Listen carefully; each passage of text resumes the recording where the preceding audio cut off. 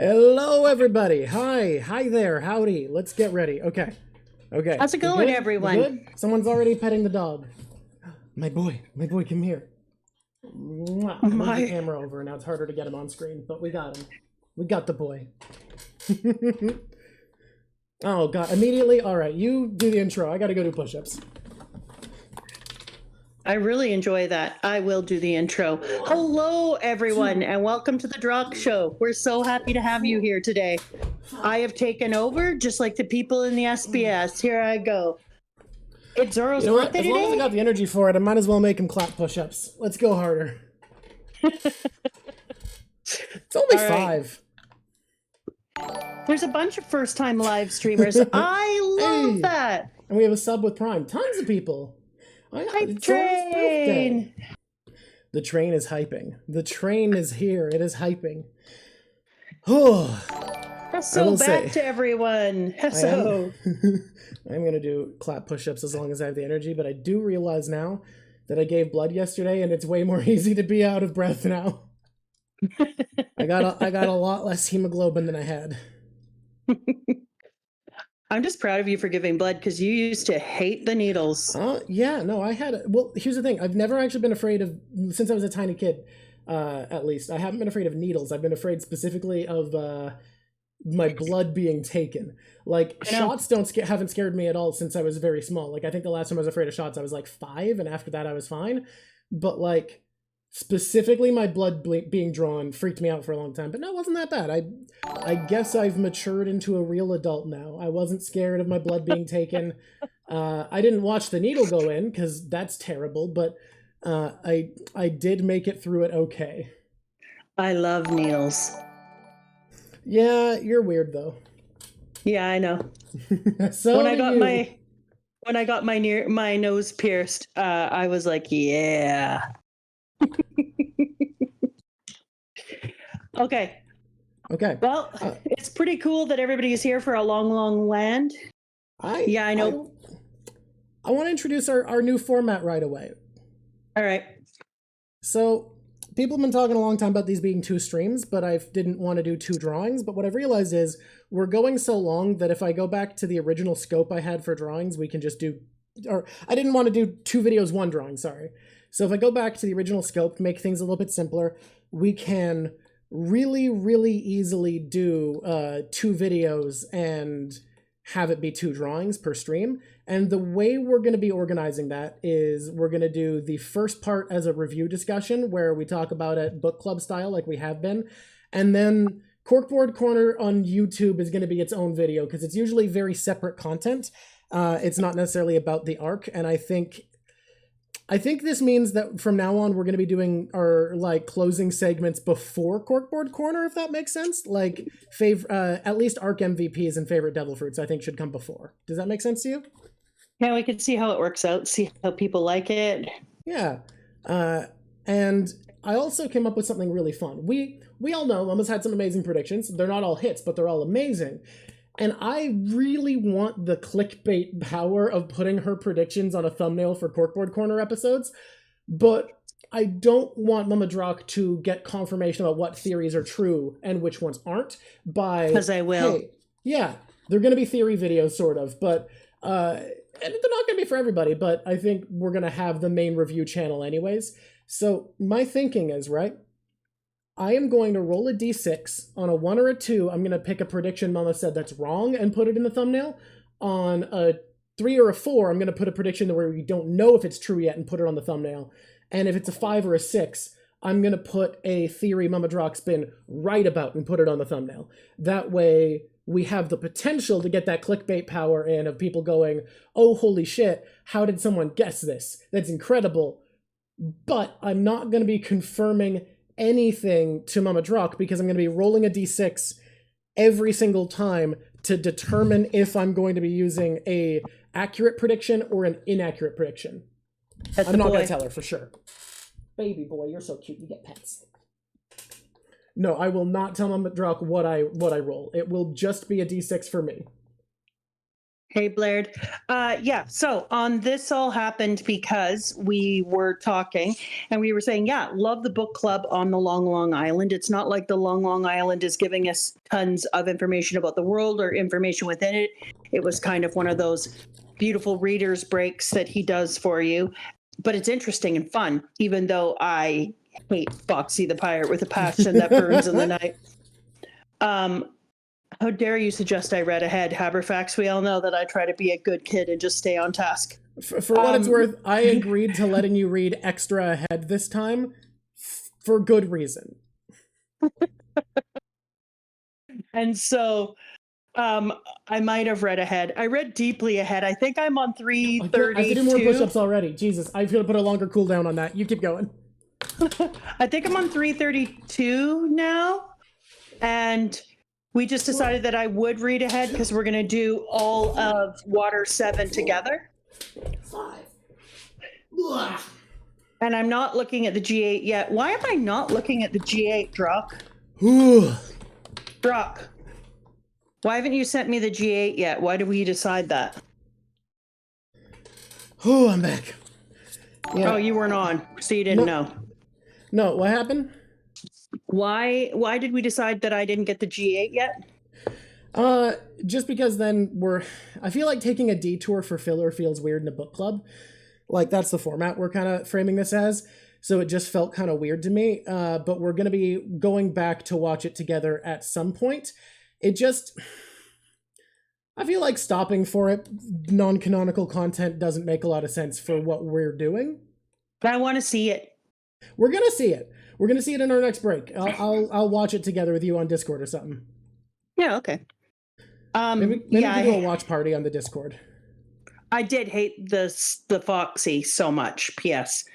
Anyway, but as we were talking about it, and then I said, you know what, Drock, I have a little bit of time. I'm going to start instead going over some of my questions that are unanswered on my board, because I'm trying to figure out how to organize my board. I maybe went a little wild and bought so many packs. So now my board is like 6 feet by 6 feet or more.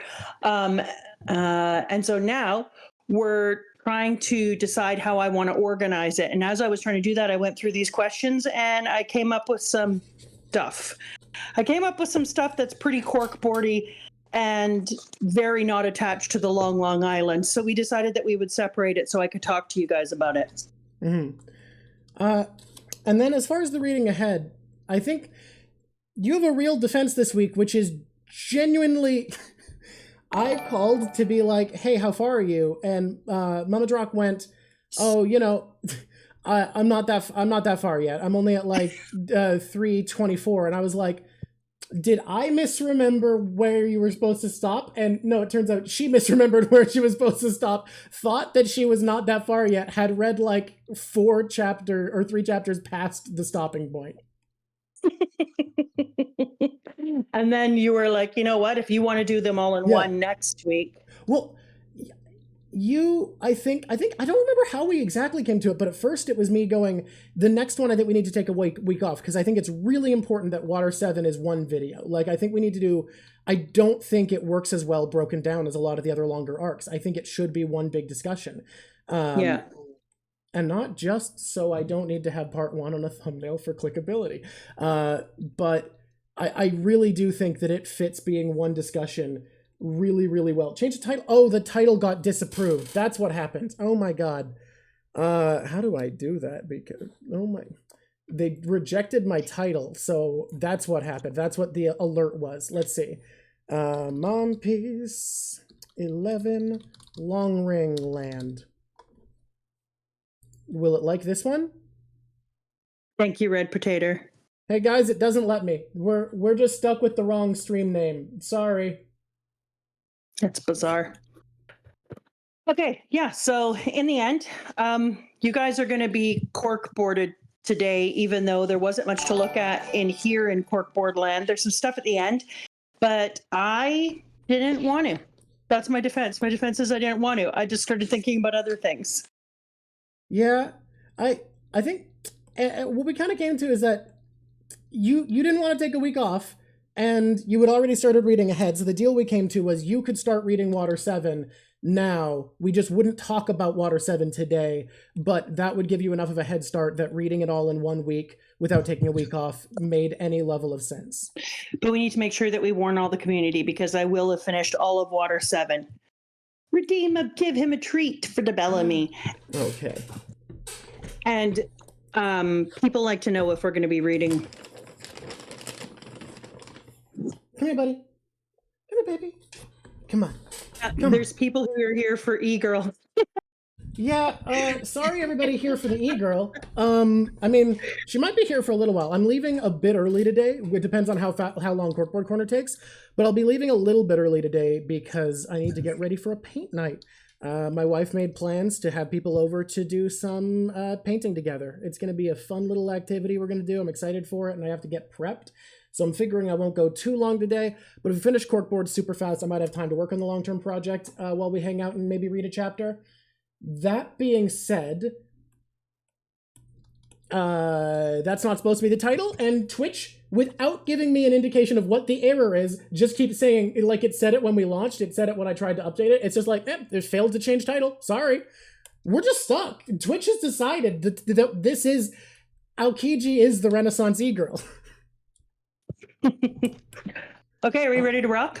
Yeah, I want to say that I told you, getting into this, that I feel like this was, if anywhere in the series, the place that you could read at a surface level and feel comfortable not reading too much into things. Do you feel like that was a lie, or was I honest? I think you were honest, and I think that was great. I did get a bizarre amount of stress from it. That's... I find it wild because you haven't called me often to be like, oh, what's gonna happen? And you called me stressed out, like, are they gonna get the crew back together? I was so upset. I was just devastated. I was like, no, I hate this. I hate this arc. This arc sucks. I just hate it. Oh, God. I was so devastated. I was like, if Chopper doesn't cross that damn line right now, I swear to God, I'm going to find Foxy and stick my finger up his nose. It's wild to think that Foxy has caused you a level of stress and fear that Crocodile never could, that Enaru couldn't. Yeah, I was like, good luck, you two. You can't. Fear is the kami. If fear is the kami, Foxy is the kami. I don't know what to tell you. Too bad, Crocodile and Enaru, you got nothing on Foxy. By the way, I'm going for a very different art style than what I normally do on stream for this one, because I genuinely don't think Long Ring Long Land is going to take long for us to talk about, so I have to do something very simplified. Okay. Let's do this. So I'm starting at 305 because we have 303 is a weird spot, in my opinion, to start this. Okay. So I'm going into 305 and up to 304 really, when we knock him down off of the bamboo shoots and find out that the dude has been up on top of the bamboo shoots for 10 years. And I agree with Luffy. Come on. 10 years, man. At some point you got to brace yourself and slide down. Like you just got to. So pretty disappointing. It feels like them reacting like a troll came out of the bamboo shoot is the weirdest allusion to Princess Kaguya, because like, it's not a baby popping out of a bamboo shoot, but that being their interpretation feels like it is a reference, but I can't make anything of it because it's just a weird man. Yeah, and it's just a bizarre reference. I think that the princess would be very upset if she found out what they used in her replacement. She'd be just like, a weird old man. Be like, that's my replacement. The other piece that I liked that I was thinking would have made a really good picture was the one where the Mary is in between the paws of the Foxy ship. Because I think that's a really cool, very powerful imagery. And I think he did a really good job there. And I can't believe how frightened this arc made me. I don't want to talk about it. I do want to talk about it, but I don't want to talk about it. Foxy has caused you such great distress. Consternation, man. Definite consternation. Because it seems like sometimes we underestimate the villains in our lives that come in with humor. And it reminds me, there's a saying that goes, if you want to tell somebody the truth, do it with humor or they'll kill you. Yeah. And so I often think about that with villains. Like if you can do it while being funny, and that's why the Joker and other villains are so interesting, then you don't even notice at first just how many bad things are occurring. And then all of a sudden they sneak up on you and there's like, you've stolen Chopper. I also think as much as he's a gag villain, Foxy is a threat and he's not weak. Like we were talking and I was just thinking about this, like Bellamy was king shit. He was the biggest deal pirate until Luffy and Blackbeard rolled into town, but he was strong, right? Like everyone was afraid of him. I think Bellamy gets his ass kicked by Foxy. Like, I don't even think Foxy needs to do all the cheating. He would, because he prefers to fight in his own terms, use the Davy back fight and all that.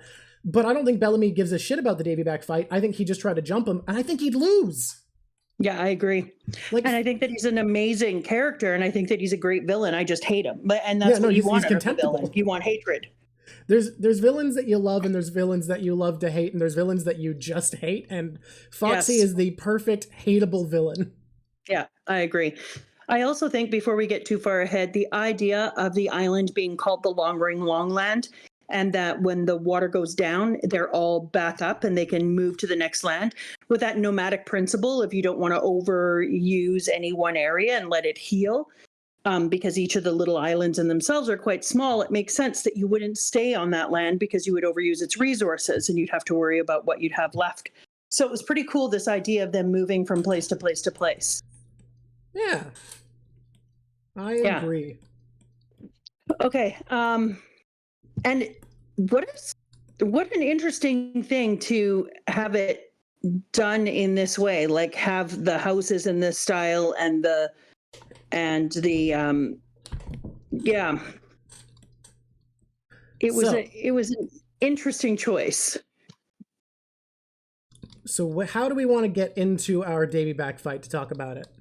Well, the very first thing I want to do before we go on is talk about how much I love the horse. So okay. Unlike most animals that I just can't seem to stomach. Truly neutral about it, or I'm very neutral or hate most animals. Yeah. This horse was pure delight. I love that its name is Sherry, because the name Sherry, thank you so much for your subscription, Dr. Alligator.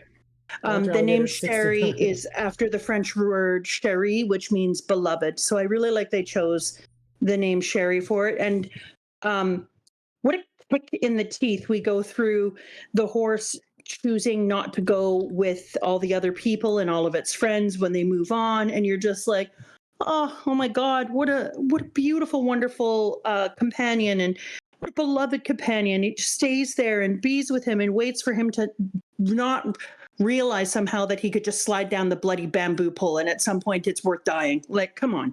Anyway. And then he finally gets all excited, and then there is one panel where he flies off and Sherry falls lifelessly looking to the ground with blood splattering all out. And I was like, I swear to God, Oda, I swear to God.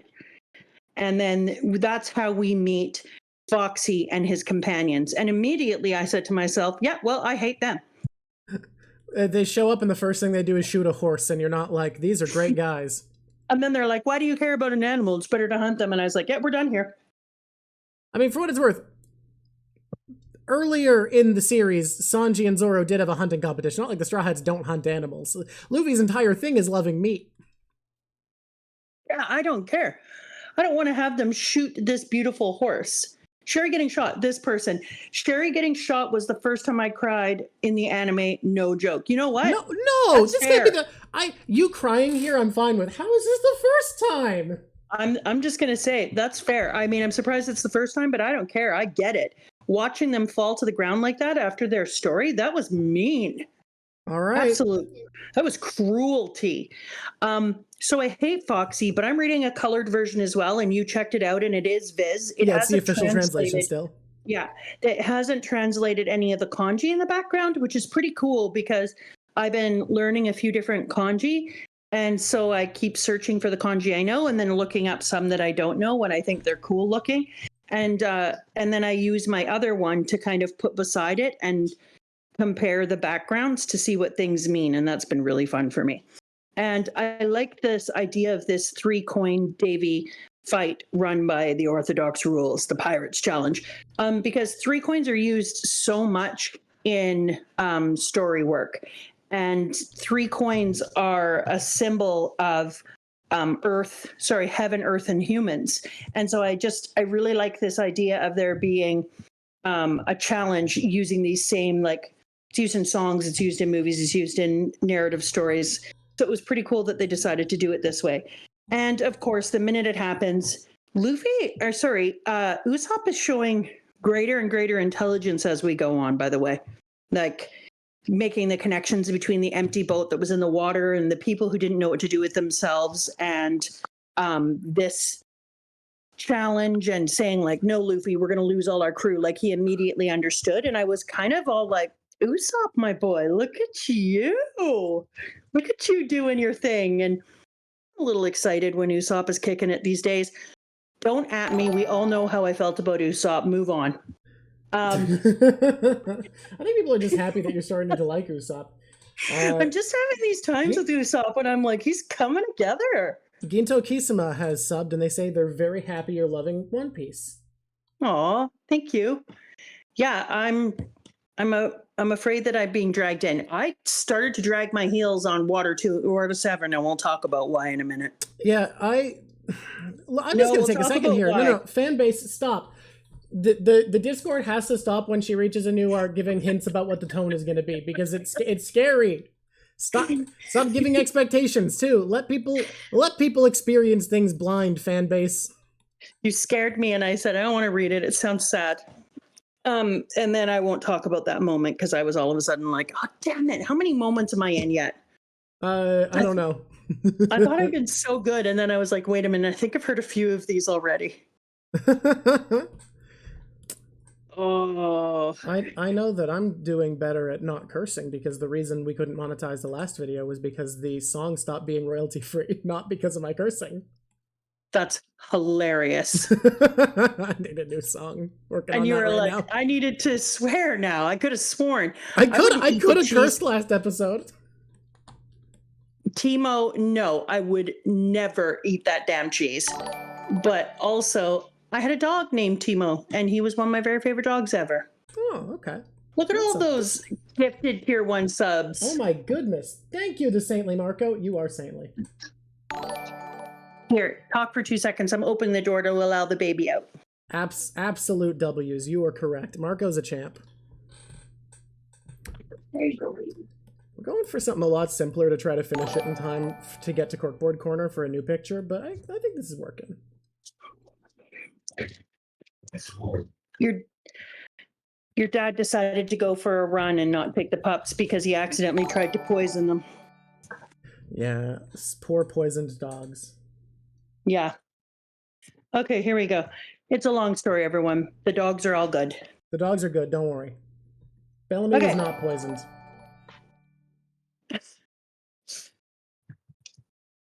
All dogs being poisoned is bad. Okay, the things about the Foxy crew that I love and the Foxy that I love, Bellamy gets a treat. Your puppy. My boy.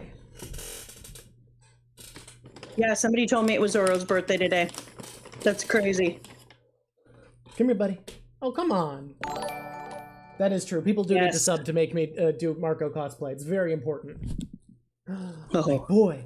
And the second it happens, we are definitely getting a picture done as a family. Honestly, guys, if you want to make that happen, the best thing you can do is not this video, the next video, because people tend to sub a lot more and click on videos a lot more for when we get into Water 7. That's just a thing in the fan base. That's when I jumped on with Murph, was that she got to Water 7, and I was like, ooh, that looks fun. Like the hell out of the Water 7 video when it hits YouTube. Comment on it, share it with your friends. That's the one that's going to get us to 50K for sure. If anything can give us the boost we need to get that momentum, share it with everybody. That's the one that's going to be like the big push. Just keep it in mind. For this one, I don't think there's that much click through rate on Long Ring Long Land, unfortunately. Well, then they're going to miss out on all the great corkboarding. No, they really are. Corkboard today is going to be great. Yeah. All right. Okay. So the thing you love about Foxy. I love the boat. I love their flag. Absolutely love it. And I think that their boat is one of those things where you're like, damn, that is one of the coolest things on the sea. That is so well done. And it reminds me of something that happens in the UK called pantomime, not miming when you're silent, pantomime, where everything is knocked up a level and everybody is over the top, brightly colored. They usually take a easy narrative and turn it into a hilarious thing with an ingenue and bad guys and riff and raff. And when I was watching this, I was like, this feels like pantomime inside a manga. It was fantastic. I love it. I mean, that makes sense because the manga storytelling structure that Oda uses is derived from Kabuki's Johaku, and Kabuki has a lot of ritual and a lot conceptually and tonally in common with pantomime. Yeah, that makes a lot of sense because that's what it felt like to me. And for those reasons, I adored it. And because I'm reading it in color, and I know that you're a purist and you love me reading in the black and white. You can enjoy color. You'll like it more. I like the black and white manga. But if you think about it, you had already enjoyed it in color first. Right. And then I read the manga and I had context of colors. Yeah, so I think it's the context that really changes it because I'm finding when I go back to the black and white after reading the color, it really adds something to it. And then I see things in the black and white I didn't see inside of the color. So for me, I like them both together. But also, I usually reread everything that I'm reading. I'll read like 4 chapters and then I'll go back and read it in the black and white as well. The dedication and thoroughness is impressive. It's why when you're like, oh, have you moved forward this much? I'm like, well, no, because I went back into the Shonen Jump and read it again. I think it's interesting to note that this is the second time you've hated a character and loved their ship. Oh, yeah? Who was the first one? Wapple. Oh, yeah, submarine. That's right. Okay. It turns out something about myself I didn't know. I freaking love ships. Big ship fan? Big boat fan? Why do people keep talking about Pearl? Yeah, I don't think like Pearl... well, we didn't see Pearl's boat. I guess he was a division commander, so he would have had a ship because he was part of a fleet. So he didn't sail directly with Captain Krieg most of the time, or Admiral Krieg, or whatever he called himself. That being said, I don't think Pearl would have a good boat. We don't know what Pearl's boat was, but I don't think it'd be good. I do know what Pearl's boat looked like. Yeah? It was 9 logs strapped together with a clamshell in the middle, and then Pearl sat in it drooling on himself while he held a little sail. The only person bold enough to sail on logs is my man Marshall D. Teach, and it's baller. No, his is a raft. It's just a raft. Blackbeard's is just a raft. That's what's great. No, Blackbeard's is different than a raft. I went and re-looked at it, and it's a raft, but it's like it's raft plus. You're right. It's a pimp my ride raft. I'm talking about pimp my raft. Pimp my raft. Pearl's is just like some literal logs, nothing taken off of them, just strapped together with a big old shell in the middle, and he's drooling on himself while holding a tiny flag in 2 hands. Wow. Yeah, I stand behind it. You Second heard me, Division Commander Pearl.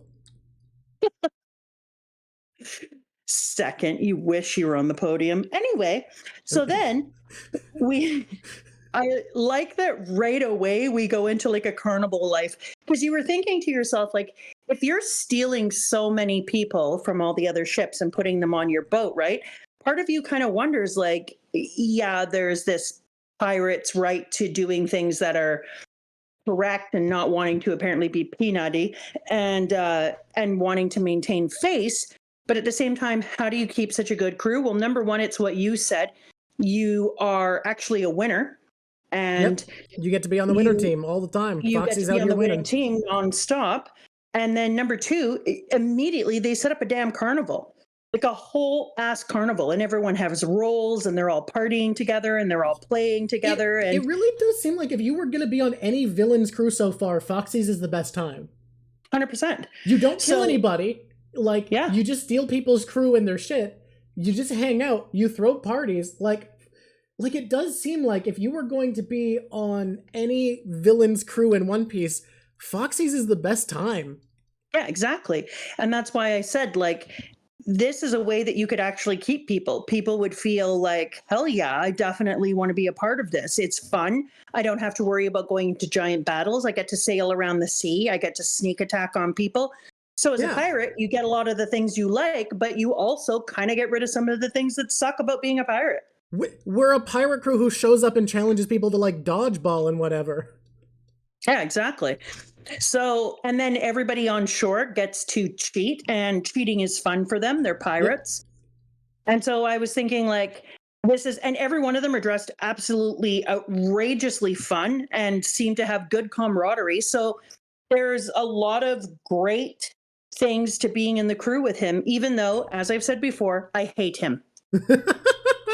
Yeah, I think it's fair to hate him, but also be like, Oda does a good job at giving a reason for him to be successful. Like the Davy Back fight, sure, some pirates acknowledge it or whatever, and if you're trapped, you're likely to take the deal because otherwise you have to fight your way out in a disadvantageous situation. But if you're taking people's crew, you do need a reason for them to be loyal, and I think Oda gives us that. Like, I don't think the Straw Hats who he took would be, but like, they come from the nicest crew in the Grand Line. Most pirates would join this crew and be like, oh, this is kind of nice. Yeah. Glaves and I was actually just about to talk, literally switching over the page, and I will now explain the rules. You've got yourself like literally a Dr. Seussian character with a Cat in the Hat type hat, but looks like one of the, I don't know. I don't even know which one it would be from. I was trying to figure out which story, but then I lost interest because a shiny object came around. Pet the boy. So when I was looking at this, I was thinking how much I love that Oda brings in things from so many different narratives and smashes them all together. And this was the perfect place to bring in a Seussian character. Like, yeah, wonderful work.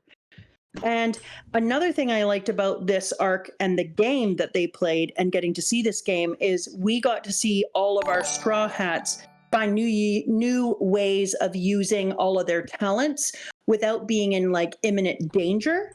And so it was cool to get to see them play around with those concepts in a way that we don't normally get to see, because they're not like, oh, I'm in the middle of fighting something very dangerous. Let's see if this will work. Mm-hmm. Whereas this time they were like, we need to win. We can try some other things. Yeah, having it have stakes, but the stakes not be violent stakes, lets it feel like they can have fun with it while also keeping a level of threat. Yeah, and I think that at first also they didn't know exactly what the rules were. They didn't know how hard people were going to play or how much people were going to cheat. So there was a lot of dynamics around that as well. Yeah, figuring out how the Davy Back fight works. And we got to see how incredibly cool my girl Nami was when they came into the coral, and she knew exactly what the patterns were going to do. Not in this case, I don't think it's because she's a weather witch, and I will take people aside all the time for a weather witch moment, but I'm just saying, in this case, it's because she's a phenomenal navigator and she read the water and the currents well. Mm-hmm. Yeah. So, do we want to jump ahead to the point where you were distressed and had to call me? Well, yeah, we were kind of getting there. They come out the other side. They lose the race at the very last moment, the crew, which everybody is upset about, especially me, because then I have a giant spaz. Yeah. They chose Chopper. And I even said to myself when they were getting near the end of the race, I was like, oh my God. Oh, wait, no, we can't go forward yet. I forgot. Oh, holy what did crap. We forget? Bellamy is going to get so petted and redeemed of so treats. Many treats. Baby boy, come here. We're gonna have to increase the cost on these now that we have so many people. Come here. Timo, she is not just a navigator. She is something special. She's either a weather witch or a something. I'm just saying that I understand the difference between moments that she's just using her incredible skill as a navigator or when she's using the things that make her magical. In this case, that was a navigator moment. All right. Okay, just before we move on, we go into an SBS question corner, and what do? Question. Got a question for you, Oda. If Wapol ate Luffy, Nami, Sanji, Zolo, and Chopper, and Usopp and Robin, and performed the miraculous fusion like in Volume 17, what would the results be? that's interesting. Uh-huh. Keren. And he put them all together. And as I was Ryujin's looking the at one them, you said. I'm sorry, the Ryujin. As I was looking at the Ryujin here and his bizarre version of the fusion of them, I just laughed my butt off. I was like, this is so perfect that somebody asked this when this is one of my ideas. So I'm printing that page off and cutting it out and putting it up on my board as well. But I thought, Wapple creates the Ryujin, confirmed. Yeah, because no, come on. Yeah, this is the first time I've read an SBS. I read them all the time though, and sometimes I use it. Just okay. Don't get read out loud very often because they don't come up too often in stream. No. So then they do indeed steal my great good boy Chopper and crush his soul. Chopper cries so hard he cannot even control himself. And they weren't going to eat him. People were talking about how they were going to eat him. But I think that in this case, that first of all, that one girl was in love with Chopper and thought Chopper was the greatest thing. Thought he was the cutest thing ever. And then again, they also talked about how Foxy loves to have things that are adorable and unique. So Chopper, like a talking reindeer who's eaten the human fruit, is all the rage. That's obviously going to occur. Mm-hmm. Okay. So the trying to dunk a person's head into a basket to win. I was very, very proud of Oda for creating games that weren't as dumb as you catch a golden snitch and the game ends with a gazillion points and everybody knows that a goddamn snitch is the only thing you need to do and you should just ignore the rest. Yeah, well done. Well done in your game development. But this one was specifically amazing because Sanji is so pissed until Nami speaks off at the side and is like, that ball looks so good on you, Sanji. And Sanji, hey, Sanji, the ball looks great on you. I'll do it. I'm the ball man. This ball suits me. It really does. You're like the prince of a stupid kingdom. So this was a fantastic fight because, no, not Harry Potter hates. I don't hate Harry Potter. I hate Quidditch. Let's be careful. Yeah, I think, look, I got qualms. I got qualms with JK. I got qualms with the themes around classism and a caste system that are present in Harry Potter and not very kosher. Oh, I have massive qualms with JK. Yeah, Harry Potter is a well-written series that has a good dramatic flow. Quidditch is nonsense. Quidditch is bullshit. No, that's just ridiculous. It's the most ridiculous thing that's ever been invented that wasn't fixed. Like, I don't care if it was in your thing. Fix the game as you go on and make it better.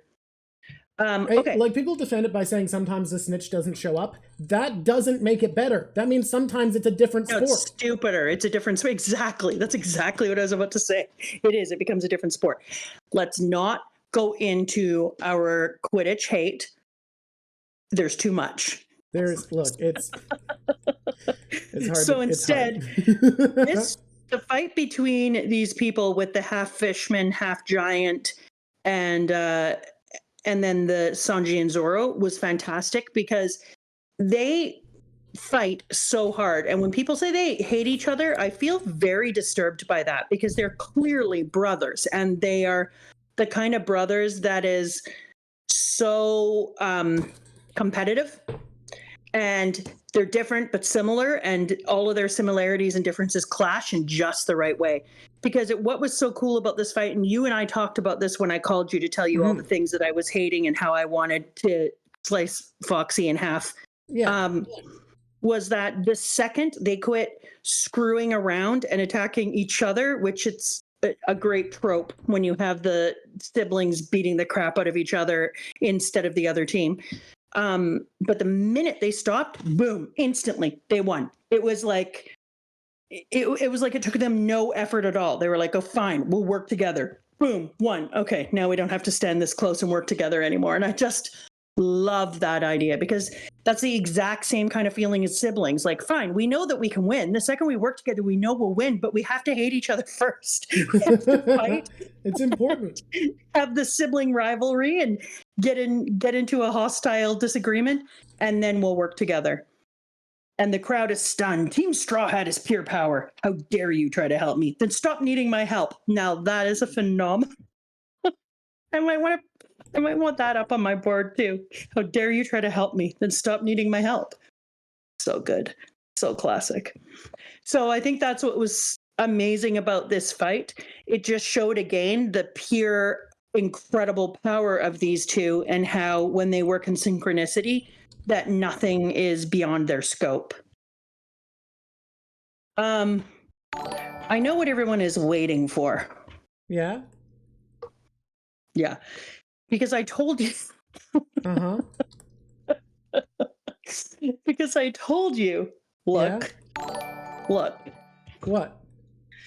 Okay, let's slowly move our way into it. You know, let's not ruin the moment. So they Are you seeing something coming here? It's a minor thing. I'll get into it. So we get Chopper back. Nami apparently tries to distance. Okay, so you didn't see what I thought you might see coming back. We gotta stop here for a second. Which? You remember how you accused me of being a Jin and having Jin language? Yeah. A YouTube commenter pointed something out very interesting. That you were very specific with the wording of your prediction. Don't you dare. What the commenter pointed out about you being very, very specific with your prediction was... Hey, you're not doing this right away. We're having an argument on this one. No, we can do it now. You predicted very, very specifically that the next person the Straw Hat crew chose to join their crew would be a shipwright. However, Chopper was taken from them, technically, by the rules of the Davy Back fight, was no longer a member of their crew. He wasn't anymore. And the Straw Hat crew unanimously chose to add Chopper to the crew. Okay, are you done now? I'm done. So, talking about a crew member who already belonged to you being, I don't know, taken by evil villains and put on their boat, that isn't actually having somebody who was never a part of your crew. That person was already a crew member. That would be like...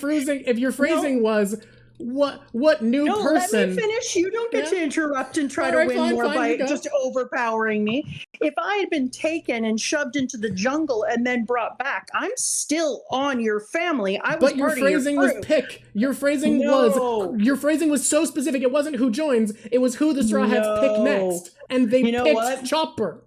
That is absolutely not in the... this person even said it. That's exactly what I was about to say. That is not in the spirit of the story. That's just cheap. I think this is directly in the spirit. Cheap tricks for cheap gins, and that absolutely does not fall within picking a crew. You know what? As much as you might want it to work, that is just slapdashery and... No, can I tell you? Chat, I know she's getting to your heartstrings here, but can we point out that she's using an appeal to emotion and not actually at all confronting? No, I'm not. She asked me to be... She so specifically said, you have to take care. She was like, you have to listen to exactly what I'm saying. The next person they pick to join the crew. Drock, you are trying to use overpowering as a method of controlling a chat. So stop being louder as a way of being righter. What you are saying here is in a poor spirit, because you had a member of the crew who had already been in fights with them, been beloved, been fixing them. I think that when they left the crew for 2 seconds and were stolen by another crew, none of them wouldn't have said that Chopper was still a member of their crew. They still would have fought for Chopper to the death. I'm seeing comments on both sides. Someone was like, one person went, this is trickery, but One Piece is full of trickery. It's fine. And another person was like, he's cheating and using exact wording, just like the Davy Back fight. And here's what I'm saying. Yeah, exactly. The series agrees with me. This is with the spirit of One Piece. I will never take that as a thing. I need to know that I can make predictions thinking that you are a person who isn't working with a rational wording. That's semantic ambiguity. That's ridiculous. I'm going to do a poll because I think our mods might be busy. I can't believe you're using semantic ambiguity as a way to win this fight. Okay. How do we phrase the question in a way that's not leading? We need the most fair question possible. I don't know if you're capable of creating a question that's not leading. Okay, you know what? I'm gonna make it as basic as possible then. We're going to do mushroom ? The responses will be mushroom and no mushroom. No mushroom means Mama doesn't get a mushroom. This is not predicting the next person they pick to join the crew, her wording, which she asked me to be very specific about, I remind you. Because you were cheating all the time. I was never cheating and I'm still not. Or mushroom, and this is a mushroom and she got it wrong because they picked Chopper to join the crew. This oh, someone already did a pull. I missed it. Never mind. We got the pull. It already happened. It's going. Anyway. Oh, this is close. This is so close. Well, I know that people love the idea of making it a mushroom because it's fun to do it. I would vote mushroom just for the fun, but I just don't think it is. I think it's cheap. All right, we're going to see. It's only a 1 minute pull. It's so fast. Let's see. I think it's just cheap. By a narrow margin of only 55%, no mushroom. I appreciate it. It's cheap. It is. It's semantic ambiguity as a way of getting around it. I do love that the last time we talked where I was like, no, don't worry. I got your exact phrasing. You said, who will they pick to join next? I love that you called me out and were like, this is Jin bullshit. Pet the boy. The reason that I kept being like, trying to reword it and trying to talk to you, but as I was like, he knows something and he's trying to lead me in a direction. And so because you're able to take future knowledge sometimes and kind of play around with my words, there's a lot of part of you that is able to do things that you shouldn't be able to do because you knew what you were leading me to. You knew damn well. But here's the thing, I didn't, because when you came up with the prediction of, when you were so insistent that I want to predict who they pick to join next, I was like, okay, that's fair. I didn't think about this at all. And then a commenter on YouTube went, you should give her a mushroom in the Davy back fight because they pick for Chopper to join. They actively pick, and I was like, I see. That's so good. So I didn't lead you at all. I thought, you were like, I didn't think this was going to happen. Yeah, someone else pointed out an opportunity, and I went, oh, that's so funny. Well, I appreciate it, Chad. It was narrow, but I appreciate it anyways. I think that, and this is what you need to be careful of because it's really hard. There's a few things that happen. Sometimes you say things, and I immediately am like, oh, well, that's important. And sometimes you use your future knowledge to mess with me. And I swear was not one of those circumstances because I didn't even realize this opportunity until a commenter pointed out. I tried so hard to find the comment, but I couldn't. Okay. Nice highlight, Katu. Anyway, no, too late. No purple mushroom. The vote is in. Democracy is spoken. You can lead a horse to water, but you can't mushroom drink. We'll get you next time. You know what you've just witnessed? That's what one of our fights at family dinner looks like. I think it's the perfect outcome for you to win that poll, but only by a narrow margin. I would agree. I would agree. Let's be honest. There's an argument for both sides here, for certain. It's not that I don't see it. It's just that I think it's just semantic ambiguity, and I don't enjoy that. Okay. Okay. And one time somebody said to us when they were hanging out with us when we lived in the far, far north, and they hung out with us for a while. Yeah, thank you. Haberfax, why don't you drop on the ground, Drock, and do some push-ups? You explain the story. I'll do push-ups in recompense. Try to do it slightly less loud. When we lived up north, there was one time we had this famous educators hanging out with us, and she had been staying with us for 2 days, and then she said to us, well, I don't know the exact wording, but Brock will know if he ever comes back again. There he is. Are your earphones on? They are now. I can hear you again. Okay, so the lady said to us when she was up north and we were living there, she was a famous educator who would come and do talks. She had spent 2 days with us, done a couple of dinners, and she said, your family should be a sitcom. And we were all looking at each other. Yeah, and then we were like, no. And then over the years, every one of us at one point or another have listened to our conversations and our interactions, and then we were like, I think we might be a sitcom, actually. That might actually be true. She hit that on the head. So I want to say, everybody, for people who are mad at me, guys, wasn't it funny, though? Wasn't that a funny debate? I'm okay. Mama got her way, but I think it was funny enough that it was worth bringing up. And it's a very Drock thing. Yeah. But normally, if we had been there, there would have been way more fighting because he gets louder and louder so he can overpower you as a winning strategy. Okay. And then you gotta wait until he's tornadoed himself out so that you can talk. All right, we're gonna talk about the moment. You were right that making me do push-ups was fair. Oh, that was more than fair. It was beautiful. I'll also say, you're right, I do talk over people as a strategy, and it's why it's impressive how much I don't talk over you on this show. It's a concerted effort. I am doing my very best. Somebody momented me. Thank you, Stazzy boy. They typed the end. Moment. I'll tell you, that's a tier 1 moment right there. Mom. This is one of my favorite talks now. Okay. This has been great. We're coming into the time everybody was wondering if I was going to get you to draw a picture of. So yeah. I called Drock back at another point and I was like, hey, can we have a talk? How's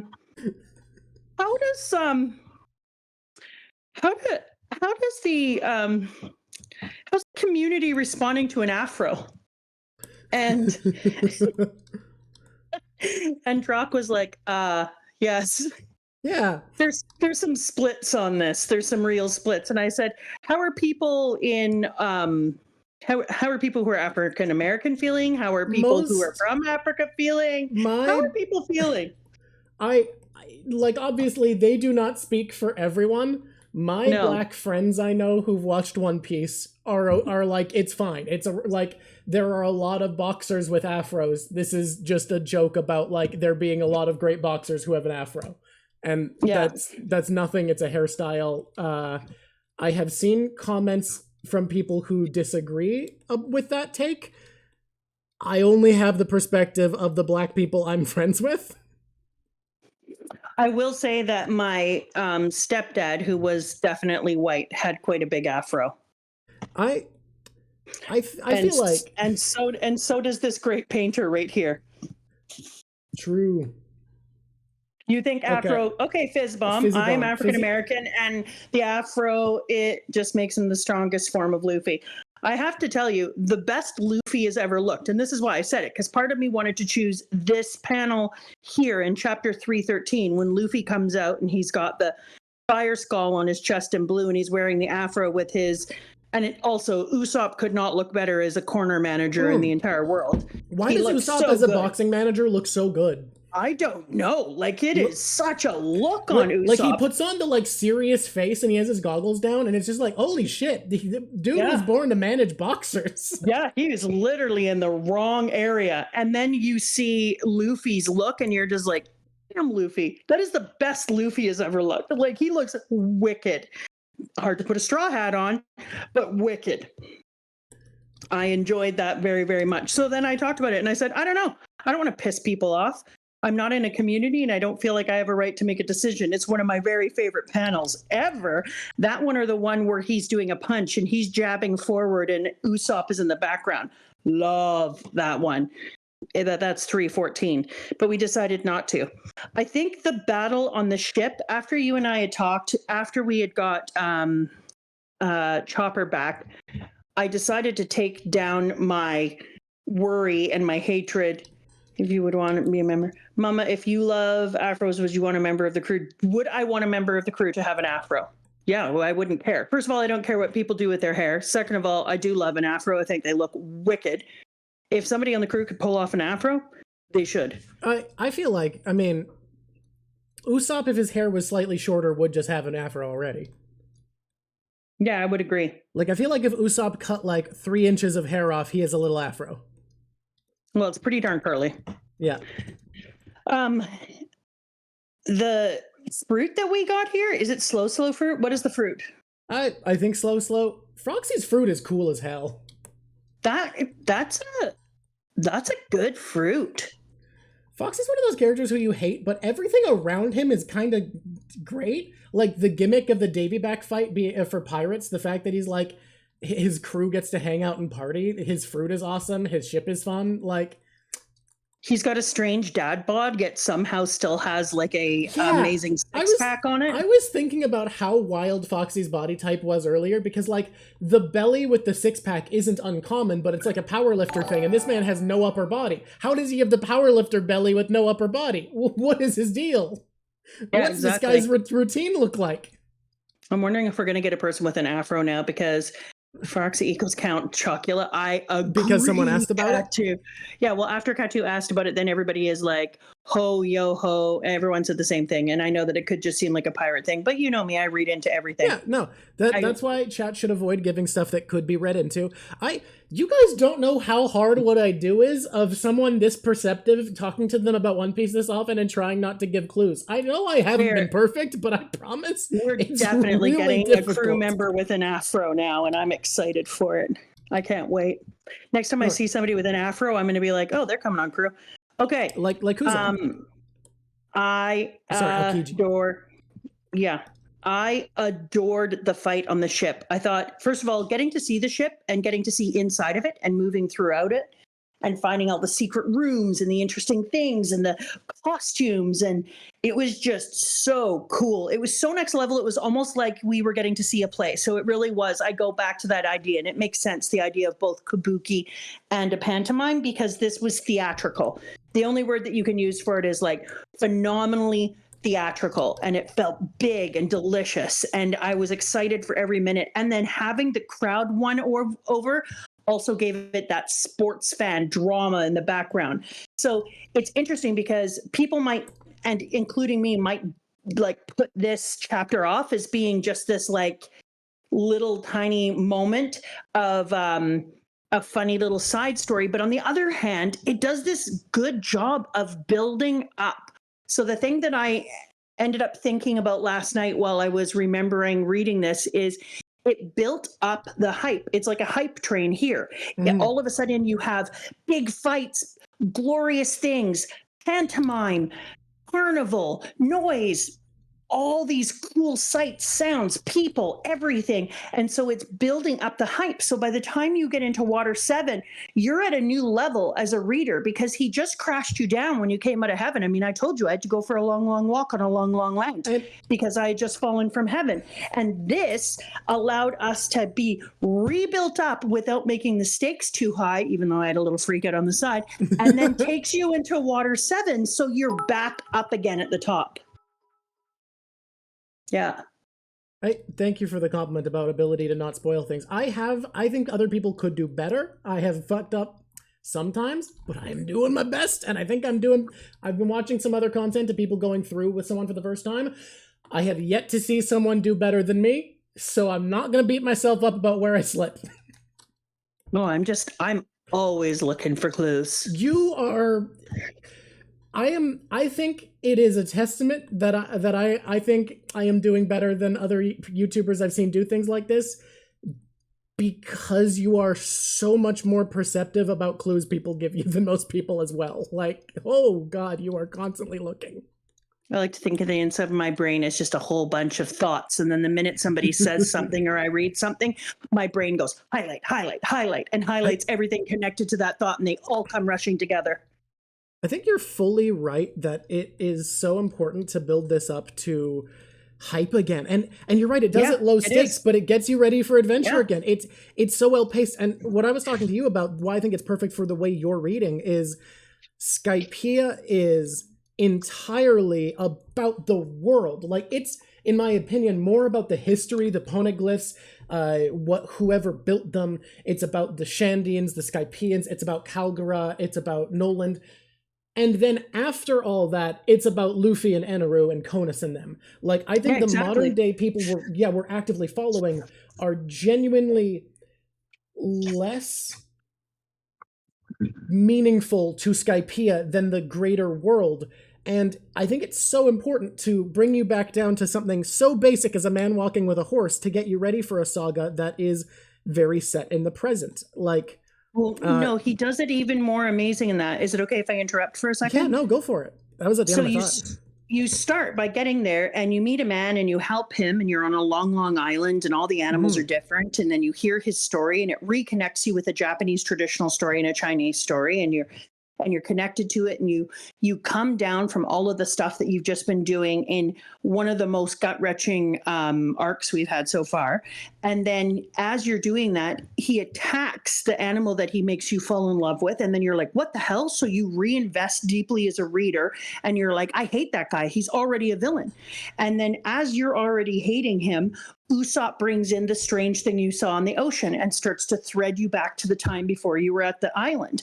And then he agrees to do this thing. And then there's circus, sport, a big leading up thing until two captains, like this dude who I hate, Foxy, as you and I were talking, he doesn't just stand on the sidelines. He puts himself mano a mano in front of whoever he's taken over and fights against them. So it just goes build. And so by the time that this little mini arc is done, you're hyped again. You've taken a break, you've walked around, and now you are ready to rock and roll and get back into the next one. It's why, like, this stuff is the reason why, even though I stand by what I said, that this is because it's a more surface level arc, you don't need to read as deeply as you did with Skypiea at all. 100%. I still think it's worth observing, not for world building and figuring out the greater meaning of One Piece, but for like craft. It's a you can observe it for quality of craft, because 100%. It's such a perfect way of reading you. And what I've realized about Oda's writing is each arc feels like its own story. It's kind of like the Mad Max movies in the way of each of these is a contained story, and we're following a main character who's stumbling place to place.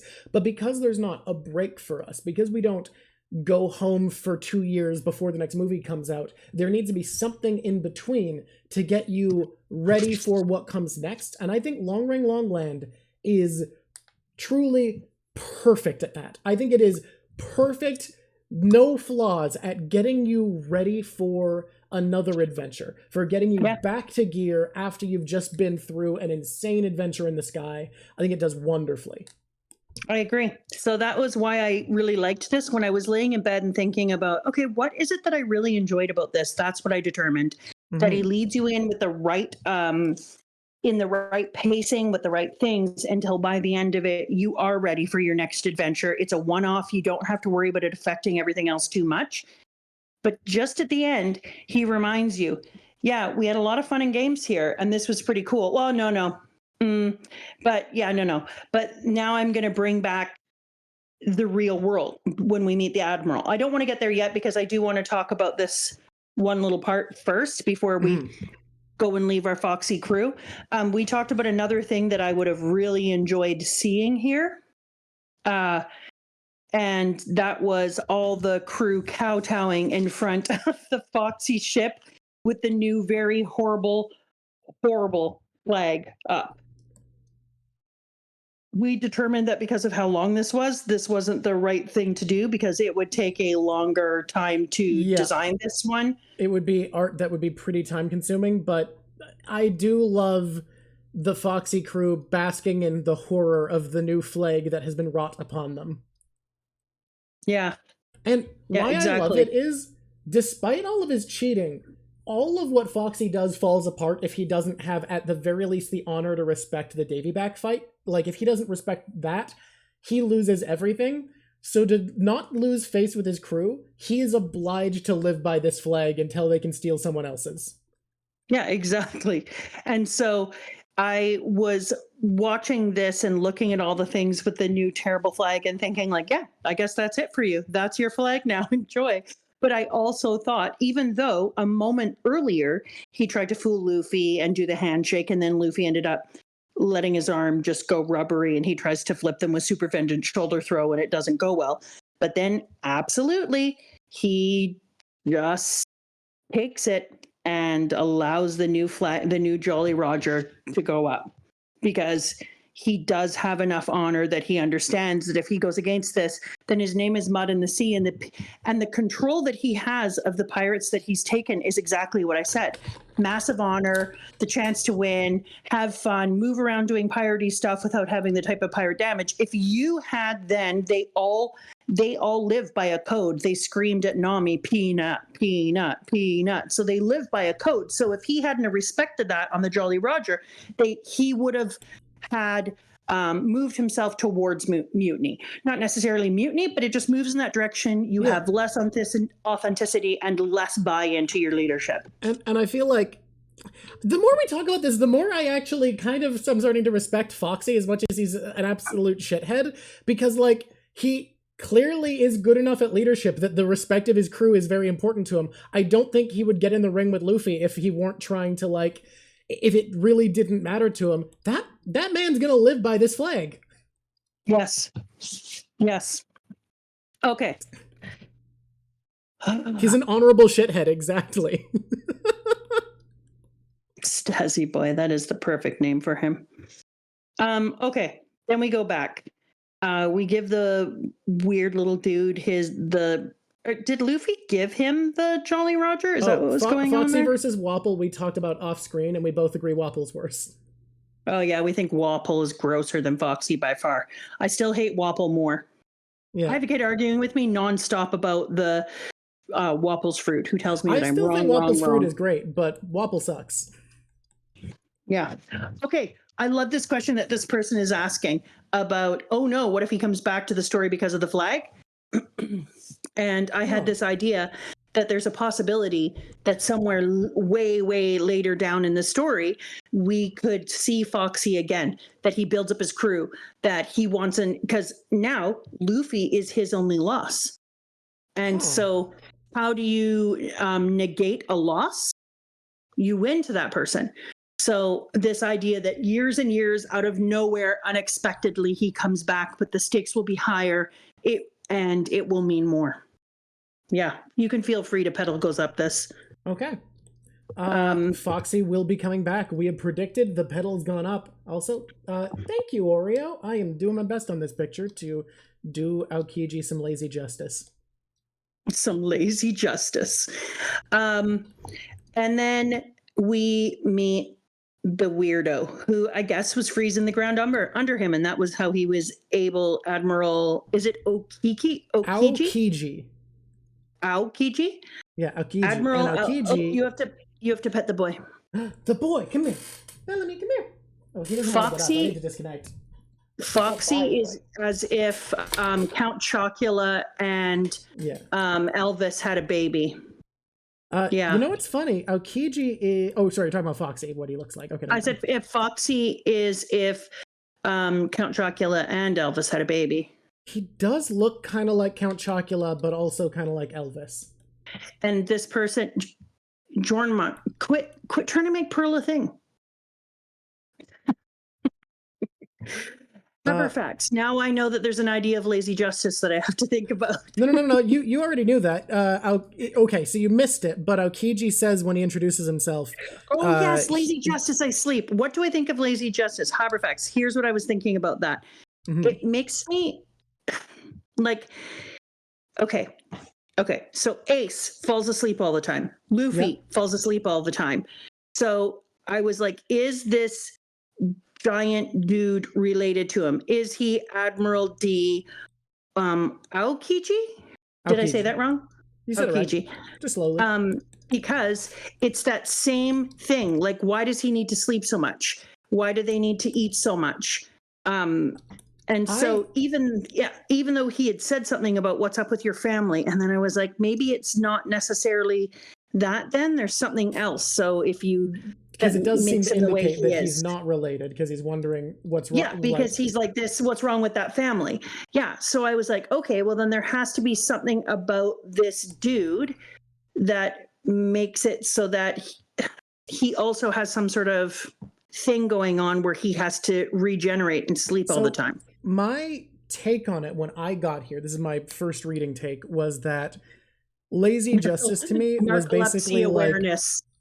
Was basically an idea that a world is good if justice doesn't need to do much, so you should endeavor as a keeper of justice to be lazy, because you should want a world where you don't need to do a lot.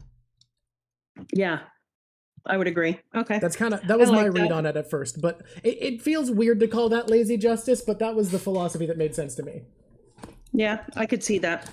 And so we know that we're going to have Kizaru, Aokiji, and Akainu. And is it Akainu? Yes. I've heard people pronounce it Akainu, and that got stuck in my head, but I'm pretty sure that was wrong, and I was wrong to have listened to the person that said it was right. Okay, so where Akainu. Where do those names get said? Oh, they're in chapter 319. Okay, I didn't realize they were mentioned so early. I forgot. Yeah, Akainu translates to red dog, and Kizaru translates to yellow monkey. Yellow monkey. And what does Aokiji translate to? Blue pheasant. Okay. They're all in my animal tier. Well done. You're an admiral. Just how high up is that? And then she says, even at Navy headquarters, there's only 3 who hold the rank of admiral. It is Akainu. I'm not wrong. Okay. I said it that way for so long, and then I got corrected by someone, so I was like, I guess I've been saying it wrong. Okay, Akainu. I'm gonna keep saying it that way. Okay. Fuck yeah. So I wonder if Akainu is even worse to Robin, because he chose, even though we're with Aokiji right now, he could have put his name over Robin's face and had the look she gives, but instead he chose Akainu. So I wonder if there's even more mad beef between Akainu and her. Makes sense. That's what I was thinking. Anyway, I like that my motto in the Navy is lazy justice, and that he sleeps nonstop. Somebody said that it's a possible trope. It doesn't matter. I still have to put it in my back pocket. I only have so much to work for or with.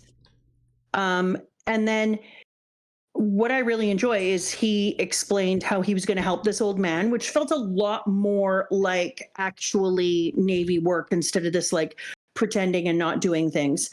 So I'm going to put that thing. I think it's good to see Marines who actually do help people instead of just the ones who abuse their power or only want to hunt pirates. Because interestingly, we keep talking about how in any sector there could be good people and bad people, but the Marines over and over and over again keep proving themselves to be not awesome. Just not awesome. I'm going to be reading The Legend of... Smoker's good, but like so many of them aren't. I'm going to be reading Momotaro. The Momotaro. I just finished the Princess ones. Yeah, I read and watched a gazillion of them. I love his power. His devil fruit, chili fruit is so cool. Yep, the ice logia. Control, create, and become ice. It is so cool. I don't love being cold, even though I promised your sister that I was going to start to do cold swims with her and your wife on Sunday. I'm going to try to join some of those. I thought about joining today when they went, but I was still not feeling fully recovered after the blood draw. Yeah. So I don't love being cold, so I was like, ooh, would I want to have this power? Would you be cold if you were the essence of cold? Oh, you got push-ups? Did someone say push-ups? Again? Did I miss it? Let's look back. Catch it. Let's not allow there to be push-ups if somebody didn't say push-ups. Push-ups is an expensive one, so if I missed it, I gotta do it. I've been asked by my wife not to do clap push-ups. I don't see them. I've been asked not to do clap push-ups by my wife because, nope, don't see it. Apparently they're very loud, so we're not gonna do those anymore. Okay. I don't see a redeem either. Thank you, Katu. Redeem Pet the Boy, though. Somebody was like, yeah, this is a good time to redeem Pet the Boy. Oh, someone did do push-ups. All right, now you gotta go. Now you gotta keep up. That's why. Okay, so I think that I loved the power, but I was like trying to debate what it would bump out for me. And it's a hard one because, yeah, you got to call them out. 5. Blah. I wonder if you could freeze the blood. It's a good question, Unseen, because you wonder whether or not they could freeze just the blood. The 10,000 redeem is so mean. Yeah, like you wonder if they could freeze just somebody's blood because he freezes Robin whole. But let's not get ahead of ourselves.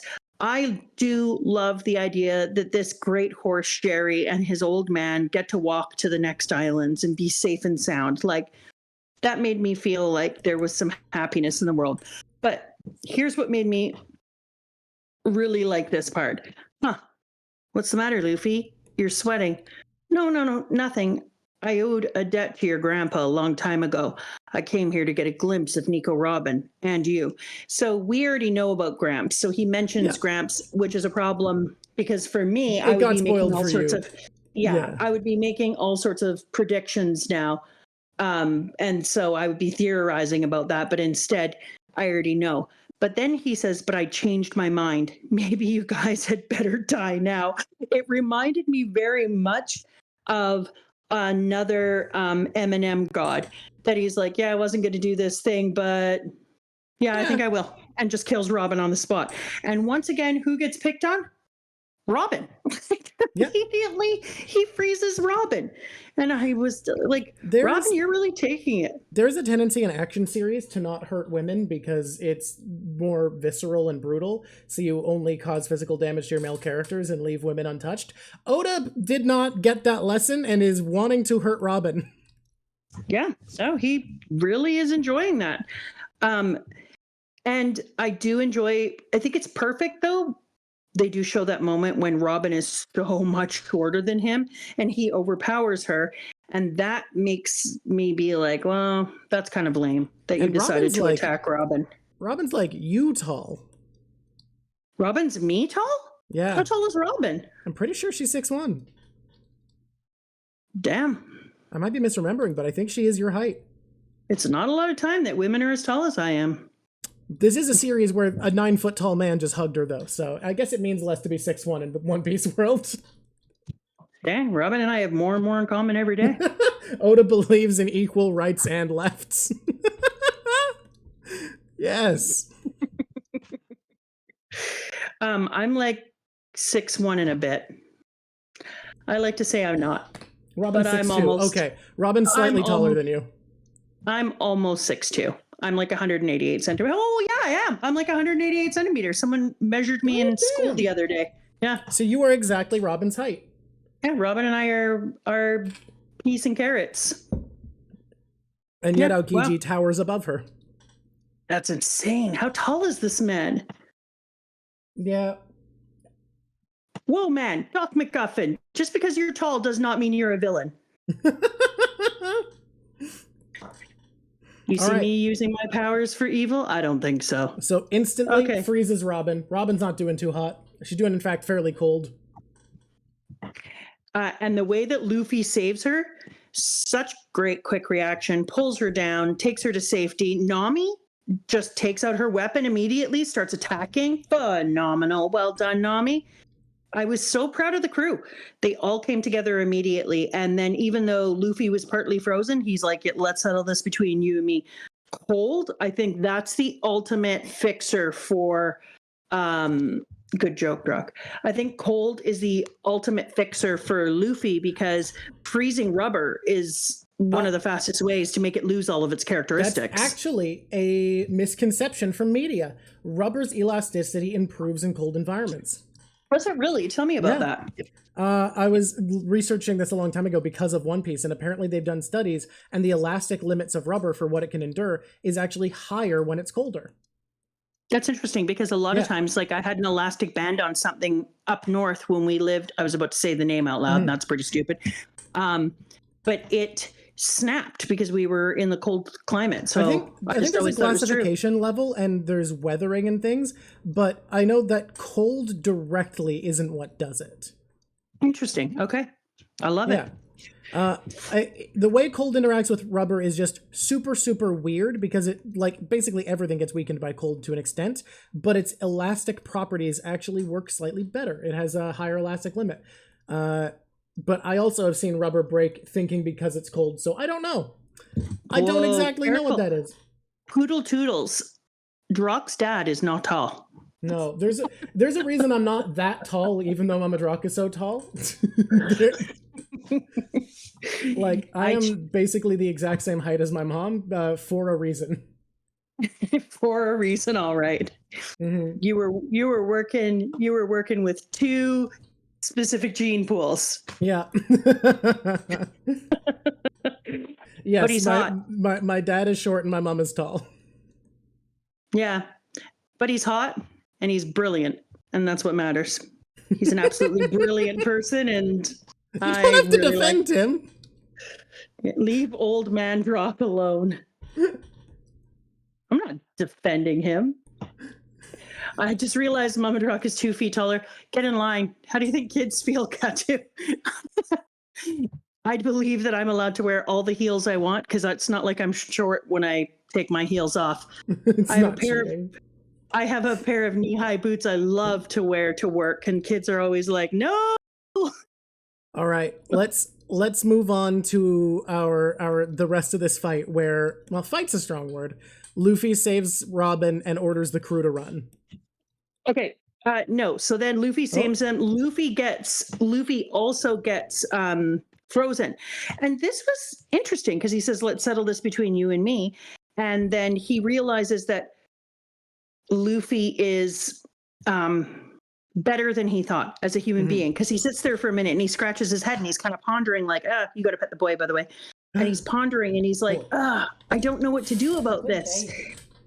And then, am I going to get to see the boy? He only comes up for treats, not pets. Okay. And then he says, I agree to a one-on fight. So that means if I win, that's it. Isn't that so? If I lay a hand on the other, I'll be breaking my word. Right, Captain? And so he has this whole thing. Or did you really think you could beat me? And he stands there for a minute thinking about it and staring at him. I'll just say this. You all will undoubtedly find that woman to be more than you can handle. Nico Robin was born with a brutal personality. You will not be able to change that. And then he was just about to crush him. And he just decides, you took care of Crocodile. Now we're even. And never mind about smoker silly message. I'll see you later.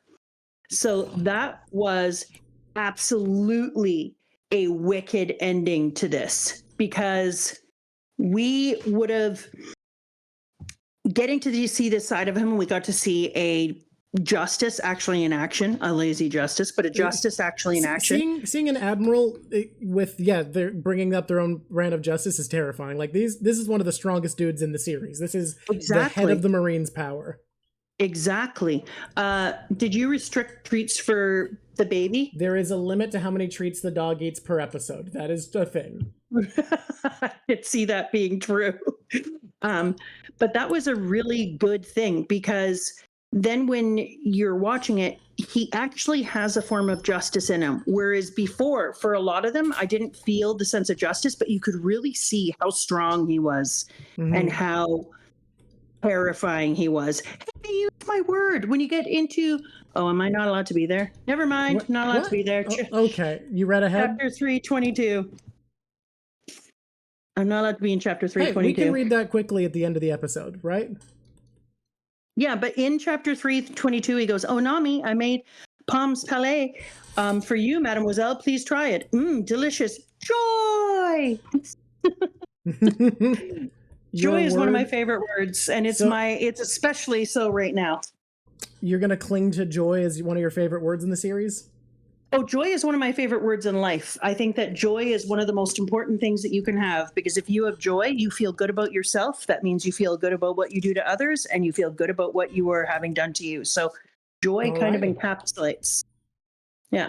Someone redeem more push-ups? I just did push-ups so recently. You know what? In the past, there's been a push-up limit, but I'm just going to believe that I am supposed to do another one. You keep it going. I'll be back. So I think that joy is super important, and joy is about what we're about to talk about when we go into the next area for Corkboard Corner. Because I think that y'all gonna have me in great shape. You want my body to be forced to recover from the blood donation? This is it. It's sink or swim. Okay. So, do we want to go over our top, because we got 2 new? Did we get 2 new devil fruit here? Yeah, we have the slow fruit and the ice fruit.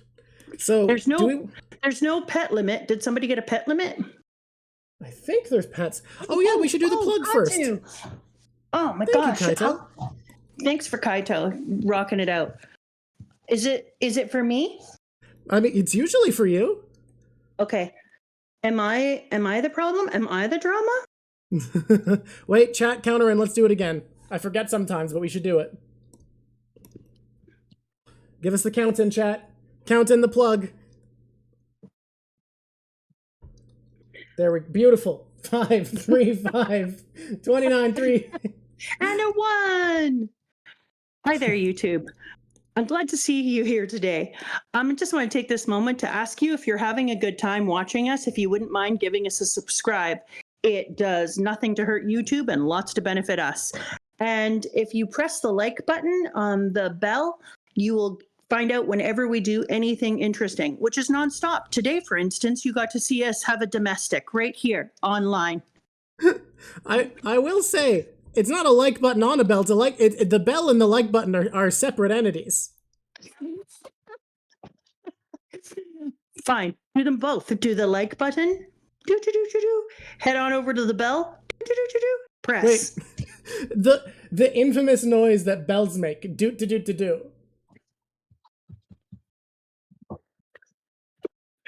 That's one of the best bell noises you've ever heard. You know it. Yeah. You know when you ring a bell and you hear do. And oh yeah, don't forget, if we get 50,000 subscribers, then Drock is going to dress up like Pineapple Man, who I have not met yet, but I'm supposing he looks like Drock, but more pineapple-y. And then if he looks like a pineapple, we are going to, and by we, I mean me, hire a photographer and get pictures taken for our family, and that will be the one that we will put up. This is everything she said is true. You need to. It's not going to be like in time for Christmas, obviously, but we're just not going to reach that in time. But we'll get family cards of some kind done. Oh no, it's going on my wall. Okay, perfect, wonderful. I'm going to bring it to my school too, so all my students can say, "Who is that?"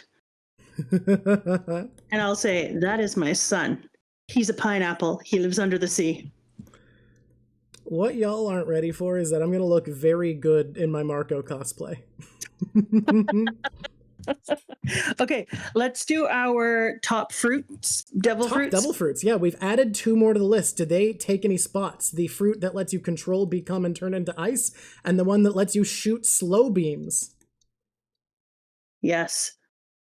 Not going to talk about the last panel. Robin's awake while the crew is asleep. She burns because of the ice and everything, and she looks so sad yet beautiful. Jormanx. Yeah, I looked at it. She's great, but dude, we need to not talk too much about that because we're going to bring up stuff about Robin a lot when we go to Water 7. Believe it or not, Water 7 might be an arc that talks about Robin some. I have a lot of Robin time already. I already have like 700 Robin notes. Just for anybody who is reading along with me and you don't want to be spoiled, next week is going to be all of Water 7, and it's a lot to read, so I suggest you start Water 7ing now. Yeah, it's 53 chapters. It's up to like, what is it, 374? Yeah, I don't know. I'm going to look up Water 7 arc, I think is to... No way did someone do push-ups. No, not again. Oh my god. Somebody did. I might have to make this cost more. These people are getting good. People have not taken advantage of this much before. All right, I'll be back. How dare you say I will read ahead? What evidence do you have that I read ahead? Other than reading ahead every time except one. 5. Ugh. Oh, somebody gifted Watsuba. Look at what Suba did. Watsuba just gifted. Suba, 10 gifted subs? Incredible. That's incredible. That's absolutely incredible. Oh no, people are using their points for push-ups before I raise the price. I mean, I take it back. The price isn't going up. Push-up stocks are probably gonna stay the same. I keep going to do the push-ups and then thinking to myself, it's only 5 push-ups, so I should do like some special push-ups to make it harder for myself. And I'm forgetting how many times I've done those 5. You know what else besides push-ups? There's also squats, leg lifts. I hate squats.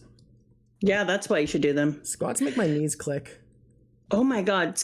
You know what? Slow beam would be very helpful, but not for running down the hall. If you could just stop kids from standing in circles You could just slowly move them over to the side. That'd be amazing. I'd get myself a slow beam right away. Okay, so top 5 devil fruits.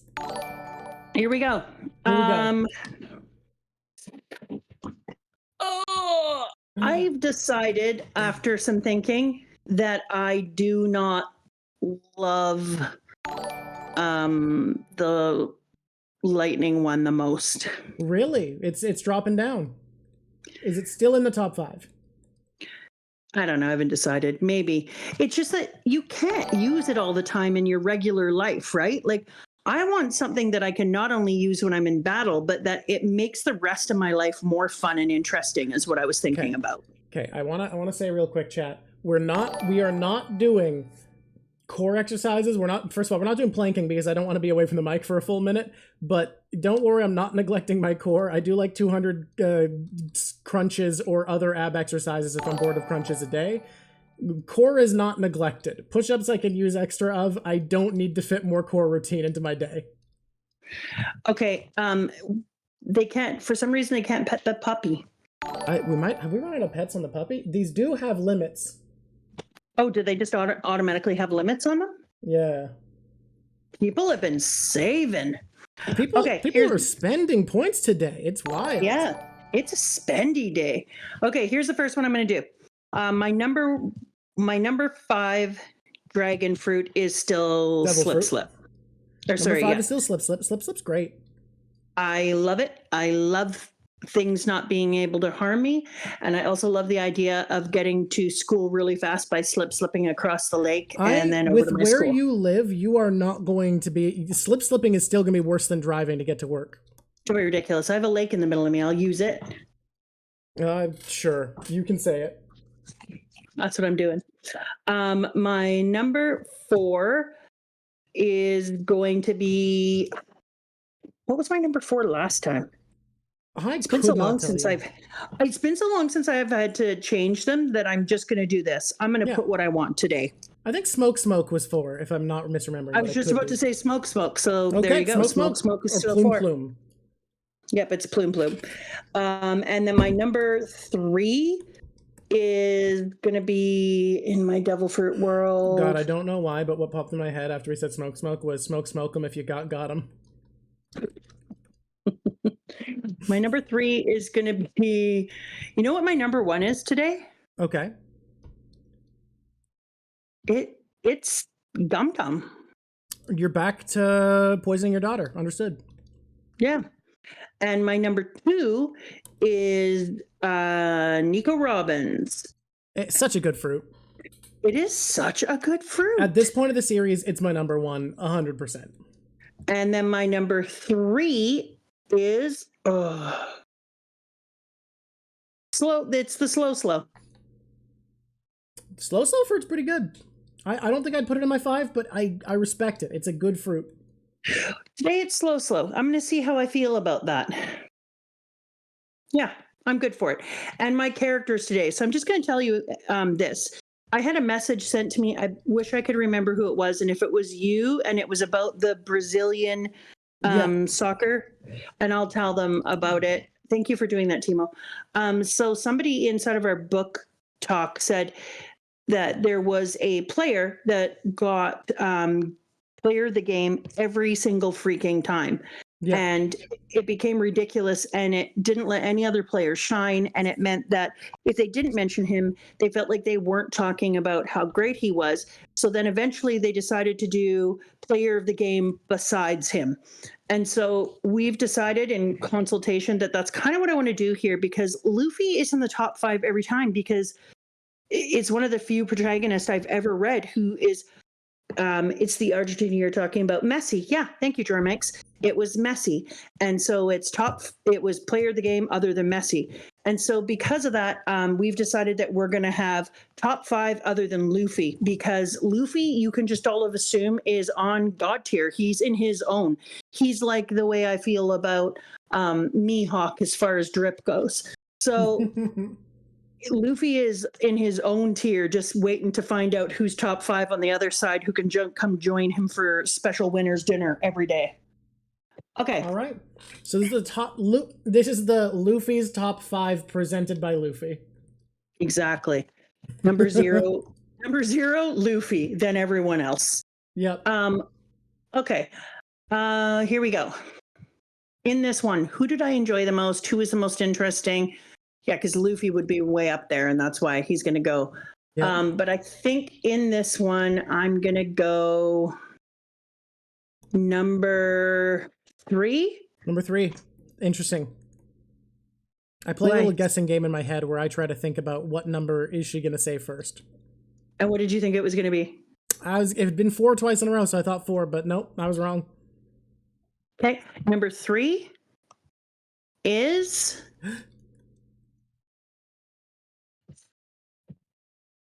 Sanji Zoro combo. A Sanji Zoro combo. They are sharing the number 3 spot. Because of their cool fight together. All right, that's fair. They earned that enjoyment level only from their fight, and that's why they get to hang out together. They're sitting in the number 3 spot in their no fighting shirt. And it's number 3 are the ball heads, and then number 4. Okay. No. You say it like a question. Because I'm questioning my brain. Okay. It is a question. I'm talking to my brain. I'm like, are we ready for number 4? And my brain's like, yeah, okay. Timo said, I'm with stupid shirt. That's fair. My number 4 is going to be the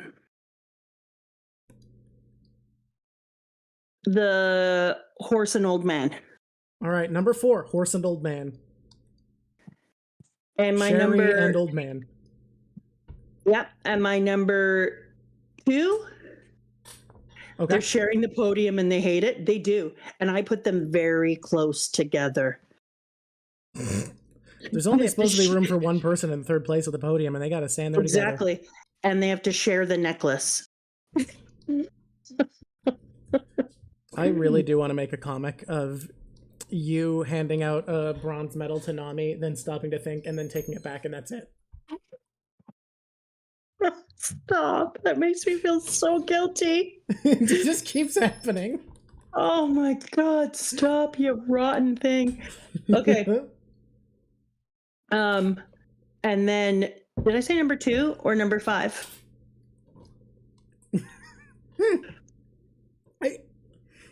You've done the old man and you've done Sanji and Zoro. I think you've only done 3 and 4. Thank you. Number 2 is going to be number 1.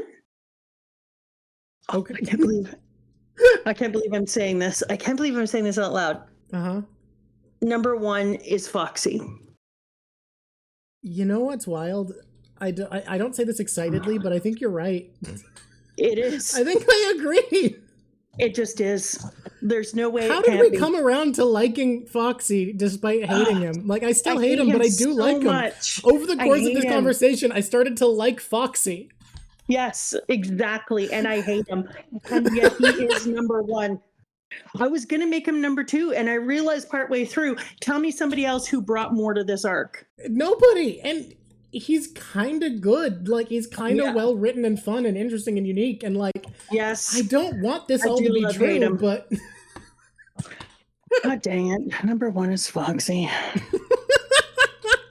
So upset right now. Number 2 is our admiral. Hell yeah. I hate him too, but I hate him. And then number 5 is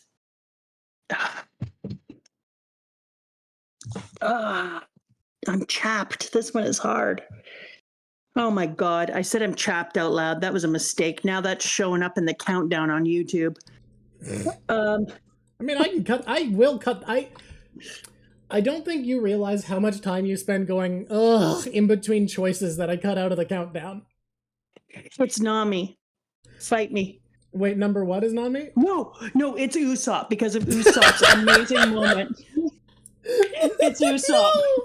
No, you can't be doing it again. I don't think you did it on purpose either. What? Oh my God, I took Nami out of a position again. You didn't realize? No.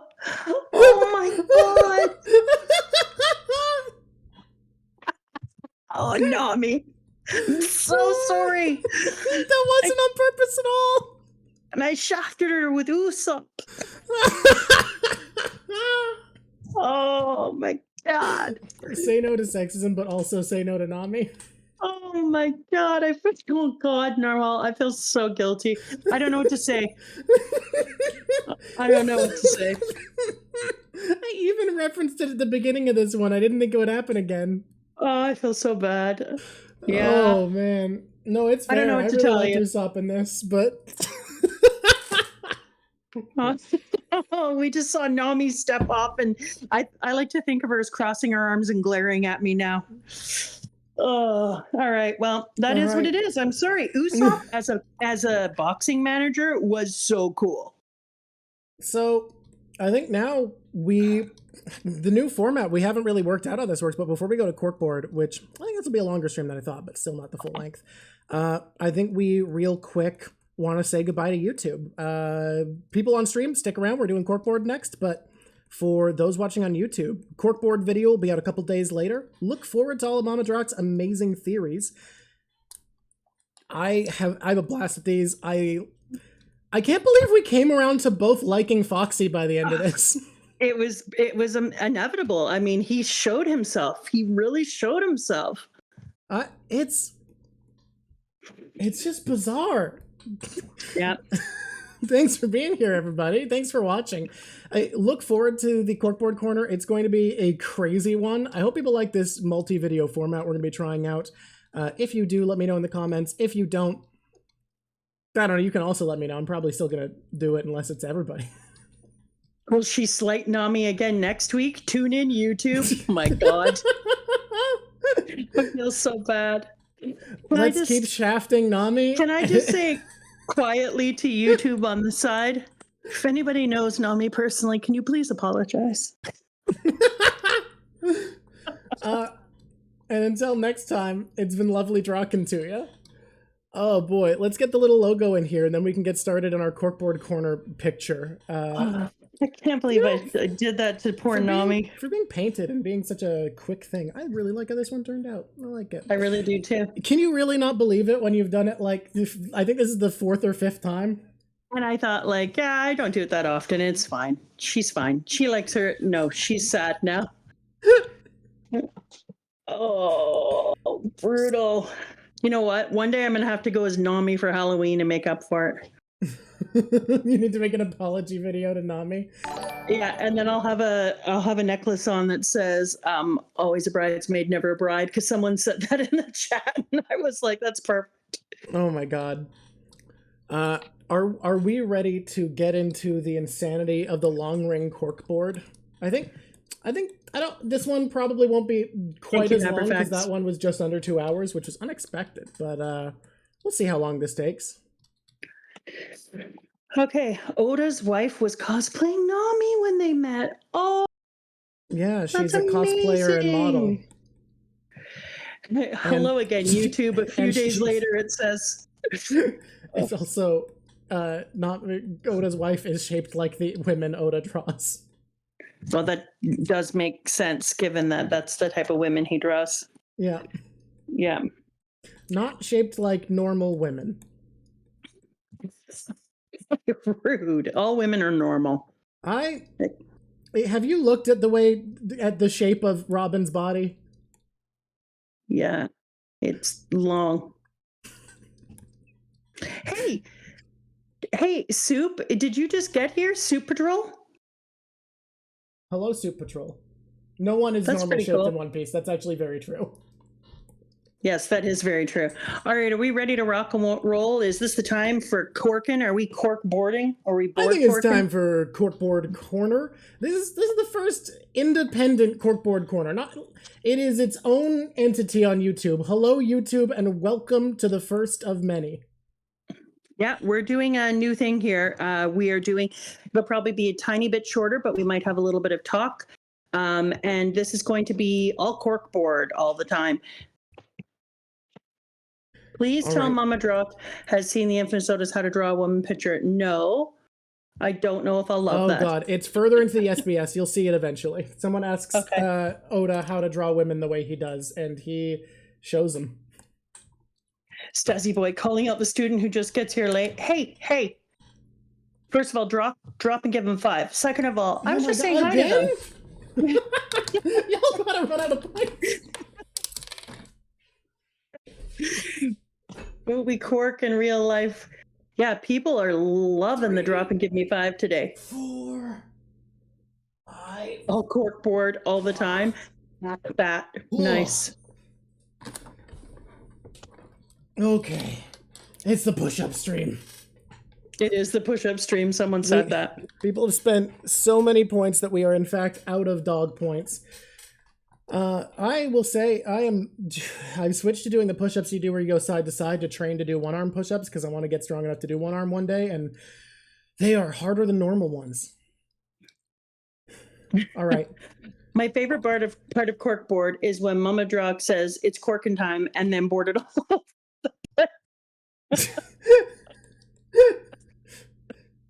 Normal.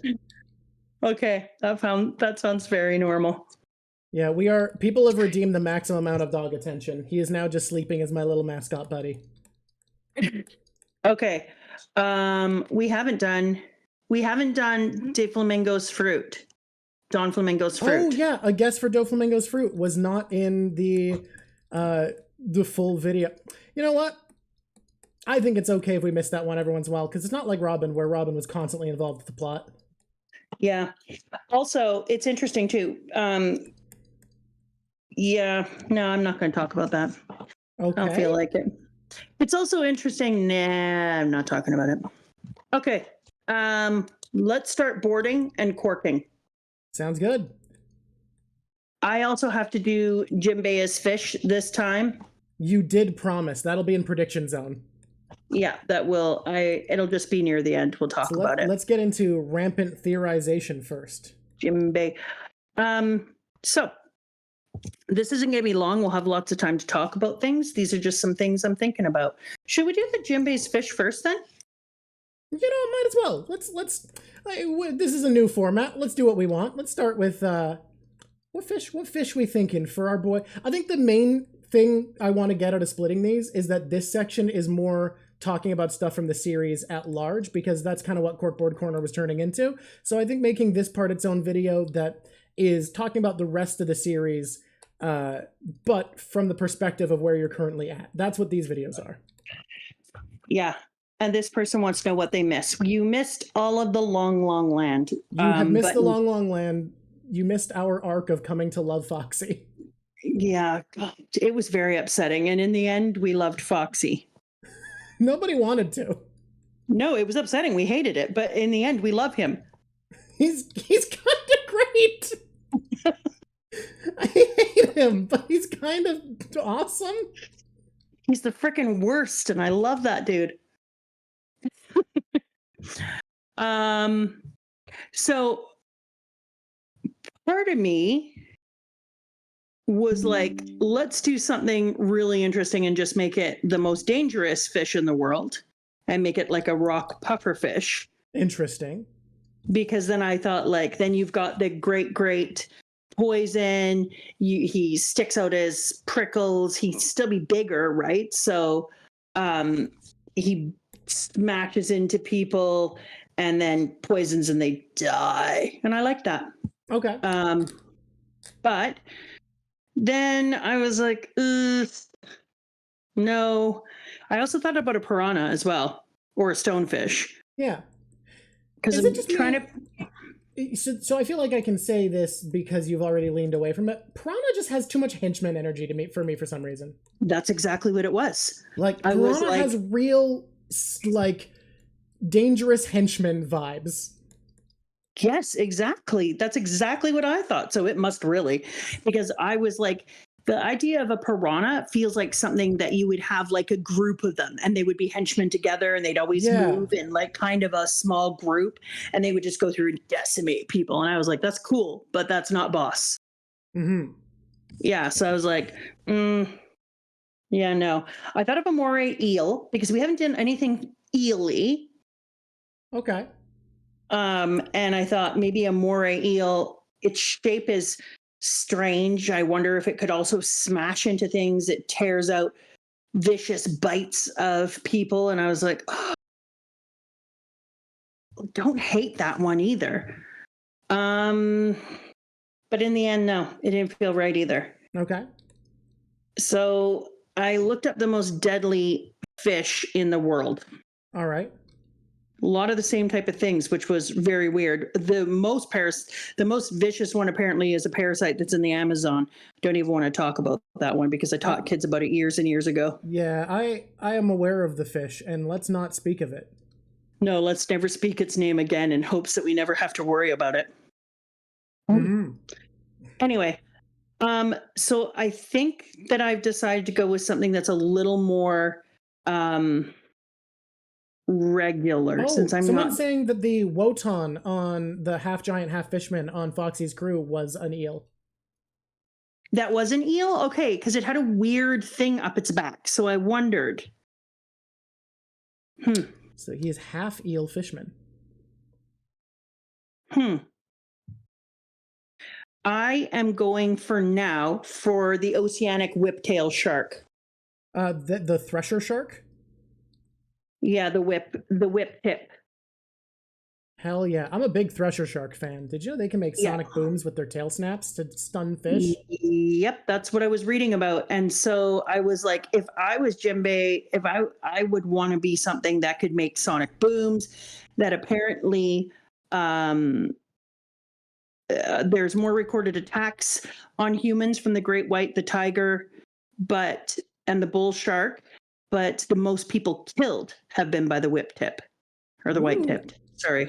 So this is a white tipped reef shark, not the whip tail. Tip. Okay, never mind. Not a thresher, but the white tip reef shark. Dangerous shark. Okay. Yeah. Sorry, I'm having a brain aneurysm. I wrote it down in my book as whip tip.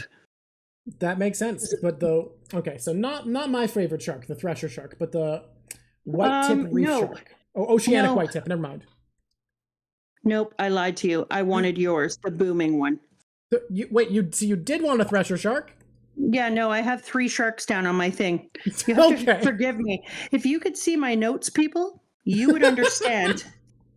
You would understand that nobody can read this. Someone asked if you settled on sharks for any particular reason. It's got to just be that, like, sharks are big, mean fish, right? Yeah, so the reason in the end I did, because I really thought that the lionfish and the stonefish would be awesome.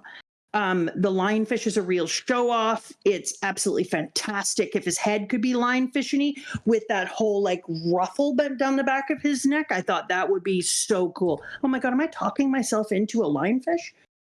Pause. No. But in the end, I just imagined him as being a lot bigger. Okay. Does that make sense? Because you want him to be big, and Arlong was the big fishman and he was a shark, it makes sense to be shark. Yeah. Okay. Yeah. For now, that's what we're going to do. Sonic boom. He can smash you to kingdom come. All right. Absolutely dangerous, horrifying. Thresher shark. Who knows if I'll change it, but for now it is Thresher Shark. Look, they've given 11 subs. Oh, that's very kind, Regis Rag. You have given a lot of subs to people. Keep giving subs. You are incredible. Thank you so much. Have you considered a sailfish? Wouldn't you know already? Cheeky monkey. Yeah, you can't bring stuff up. You guys can't give ideas because you might be right and you might be wrong, but is the thing. Unless you're a person who doesn't know, and then you might be someone who's reading along with Mama Rock. In which case, I guess feel free to suggest things. Monkey at all? Suggest things. Okay, yeah, go for it. How do you spell the shark's name? Well, I would no longer know. THRESHER. Thresher. One whom threshes.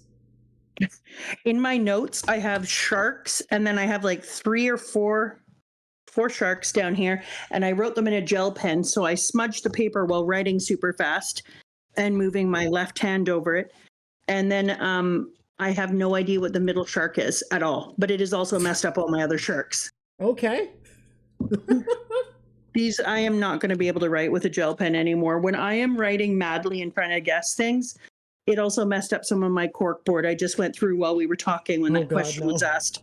I was looking and was like, okay, I gotta re-look at these smudgy areas. Copying this drawing is so weirdly hard.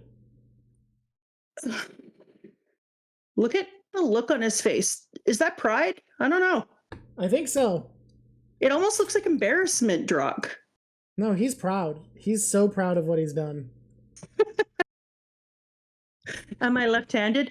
I'm not, but I have a tendency to write with my book literally facing sideways. So I like my paper to be completely sideways when I write, and then I flip it down to read, and I smudge it all with my left hand every time like a bonehead.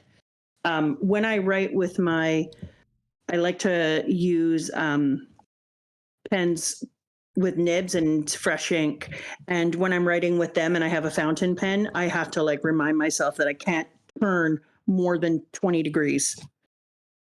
All right. Okay. Do we want to start getting into the theories? Number one, in the theory sun. Okay. So I'm looking for, I need to look at mantra from other people because I was looking at some of the other characters in here, and I know that some of the other ones had mantra. Like Shanks has a mantra-like thing. It's not mantra, but it's something like mantra when you're thinking about the way that he's able to predict the types of things that are taking place. So I'm trying to figure out what is this other thing that Shanks has. And it was funny because when you and I were talking, I was saying like Buggy also has that kind of mantra-esque vibe to him. Where there's a couple times people attack him from behind and he still manages to separate his body at the last second so that people miss. Yeah, exactly. And it feels weird to attribute such a big thing to Buggy, but it really feels like Buggy only ever got hit if he was distracted. Yeah, so it seems to me that it's some sort of Buggy's almost feels like a low level, not a strong mantra. Yeah, much worse at it. Sorry, if he mantra. has it. Yeah. And then I'm going to come back to these ones because I put them on the side here, but then I ended up figuring out something else about them. Because I wrote down in here Poseidon and Neptune, elder planets, because the elders, I have to get my pictures of them that I photocopied to look at. The elders, I decided earlier, which we talked about, are definitely, a council of elders are not stars. I think they're planets because for me, they would belong in the human group. Mm-hmm. And if something belongs in the human group, then planets within the solar system makes more sense than making them stars. Mm-hmm. So once I made the elders, the 5 elders, human, and planets, it also makes sense that they're planets because they are the 5 original planets that you could see without a telescope, that you could see with the naked eye, are called the elders. And so it makes sense that they're planets in the sky. Yeah. And so I started to try to attribute things. You have to drop and give them 5. Yeah, I noticed. So I started to have to attribute things to the, I'm going to let you do this. 3, 4, 5. There we go. Boy. It's a very good thing I put protein in my smoothies. No, so you are remembering it right. They are just the 5 elders, but the names of the planets that you can see with the naked eye are also called the 5 elders. I also wanted to say, I had told Mama Drock, because our rule was, if she wanted to be theorizing, I was going to tell her anything that a Japanese reader would have access to. And they were introduced in Japanese as the 5 elder celestials. And that can be translated as either the 5 elder planets or the 5 elder stars. So I told Mama Drock that those were 2 possible translations for the 5 elders. And you said that a million years ago when we first met them. And then I started to play around with them and think about what that means from our perspective. And then I was wondering, like, okay, can they represent the weapons? How could they represent the weapons? Because I keep thinking about these weapons that were on the earth. And so I put that in there and then I moved past it and I moved on to the bell. Everything ends up coalescing in the end, but you'll find out how that went. Sorry, 5 elder celestial bodies, not 5 elder celestials. Yeah. So then I started to think about the bell and how I said that I wanted to call that for me, being inside of the sky and being in Skypiea felt like joy, and that I would talk, and I said it just gives me that feeling of absolute utter joy. And I said I would rename it Joy. And I started to think about why it is that I felt that way, and what about Skypiea reminded me of joy and made me feel so joyful. Maybe it's because I'm a god. Because, in my opinion, the bell is joy. Think about every time the bell rings, it brings joyfulness to all of the creatures that are inside of it, especially the ones that are godlike. So they keep calling Nola a god of the sky. And when the bell rings, Nola goes absolutely peaceful and dances to the sound of the bell and feels this deep inner peace and contentment. And so did Luffy. When Luffy heard the bell, Luffy felt this deep inner peace and contentment. And Luffy is a god. Fight me. That is something that you have decided is your canon, and it's canon for me. And so I started to think about that connection too, because we're always having these conversations around when I was thinking about Skypiea, about is there a bunch of other bells or music or things that create sonic harmony? Because inside of Japan, wa is the name for harmony and conscious living and creating harmony. So I was wondering, like, are there, this bell gives wa to all the people there. And so because of it, I wondered, are there other bells, other instruments, other things on the planet that are also going to give things this sense of wa? And then as I was coming back to it and asking why that happened, I went back into the 5 elder planets because I wanted to know what they associated with. So I started to look up the original planets of Earth and what things, just a minute, higher beings, the title God is different from king up there, and now took it too literally. Yeah, and I looked up Kami inside, or Kami inside of Japanese lore, and they do say that it can be a godlike name or goddish name. So then I looked up Saturn, Mercury, Venus, and Mars, and what they would be connected to. And one of them would be agriculture. One of them is, they have all these different things. So I started to place them with the 5 elders who we know about. And then I was asking myself, like, okay, if there's these gods, then what are the other planets, and how are the other planets being represented? And then I had this idea out of nowhere where I was like, okay, we know that one of them is called Pluton, and that one of them is called Poseidon. And then obviously Pluton would be Pluto. What is Poseidon? So I went to look that up.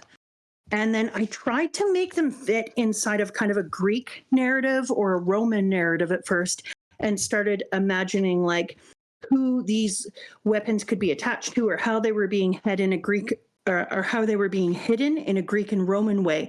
And then when I was talking to Drock, I realized that I didn't need to do that. I could think of them through the lens that I was already thinking of them through. So for instance, I have Susanoo down here guarding the underworld from Izunami. And then I have the 3 children. And I've already said that I think that Luffy is the sun god, and that would be the Amaterasu line out of Izunami and Izunagi. And then we have, let me get her down. And then we have Tsukiyomo no Mikoto, and that would be, I dropped my little god thing, and that would be my, it's okay, I found my god, don't worry, don't freak out, I found my god. And then down here at the bottom, we have Susanoo, who would be guarding the underworld. And then I realized I'm trying too hard. I know how this fits. And I've decided, yeah, there is 3 super, super dangerous weapons, and they are divinities. And one of them is the god Amaterasu. One of them is the god Tsutsame no Mikoto, and one of them is Susanoo. And that means Luffy is also one of the most dangerous weapons. And we don't know who the other ones are yet. So to establish all of the predictions in that, Luffy is an ancient weapon. The ancient weapons are people, is a necessary part of that. The ancient weapons are named for the Greco-Roman gods, but they are also conceptually or literally the three divinities from Japanese mythology. What else do we need to throw in there as a prediction? Yeah, so one of them, that would make Luffy. And you think there's 3 ancient weapons? That's another prediction. Which makes sense if you're seeing the elders as elder planets, because then there's only 3 planets left to pick from. Because then there's only 3 planets left, which would be Pluto. Yeah, and then that would make Luffy Uranus. Yeah. And so that would mean that the next ancient weapon as a whole separate thing that is going to be talked about is going to be Uranus. Okay. That's another another prediction that Uranus is the next and last ancient weapon. Yeah.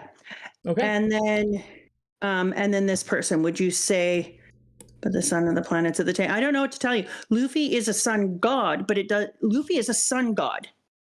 He has nothing to do with the planet thing other than that he is a weapon and he is named after this planet, in my feeling. Okay. Yeah, you got to be very careful with how you pronounce Uranus.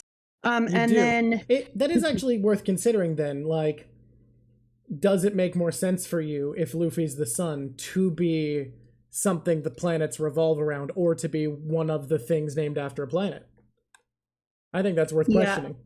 I already have that on one of my question sheets in the same way that I have on a question sheet. Here, I'm going to move my microphone. I'm sorry for the noise. So, for instance, when you have Dragon saying, as long as people hunger for freedom, then he says, a pirate, eh? Not a bad idea. And I asked myself, why would he say that? If Blackbeard and Shank, if Whitebeard and Shanks are already pirates, why would he think that is an interesting fact in my world when I think the way that I do? And that's good. You know how I feel about when you have things that don't work. That just means later on I'm going to have to play with my ideas and refine a little. Yeah, refine it. But this is where I am with the information that I have. There's only so much I can do, right? So that same question came to me too, because it feels like either they are the weapons incarnate, and that's one prediction, because I'm so far ahead of this idea without enough information that my other idea is they could be the protectors of that weapon. Okay. So I have 2 different directions that I go with that. So either Luffy is the weapon along with the other 2 people, or Luffy is the ultimate protection. But here's the thing that made me kind of lean to being weaponry, is that if you are trying to calm down people and you have the power of joy and the power of the bell. So the thing is that the sound of the bell brings joy and calm to the gods. And then they all feel like partying, dancing, getting together, playing more music, beating their drums, burning a fire. And so when you have this going on, it feels like joy is the weapon against weapons. First of all, I think Kaito is right that we should add both of the 2 things he said to predictions. Might as well. I would agree. And then also, interesting. So we'll add a prediction that joy is the weapon against the weapons, and that the bell's job is to bring joy? Joy. So joyful drumming, joyful bells. It's the bell rings, and the bell brings about this need to play music, to bang out your effervescent feelings, to be grateful to be alive. And so this is kind of what I wondered about that. Okay. Yeah.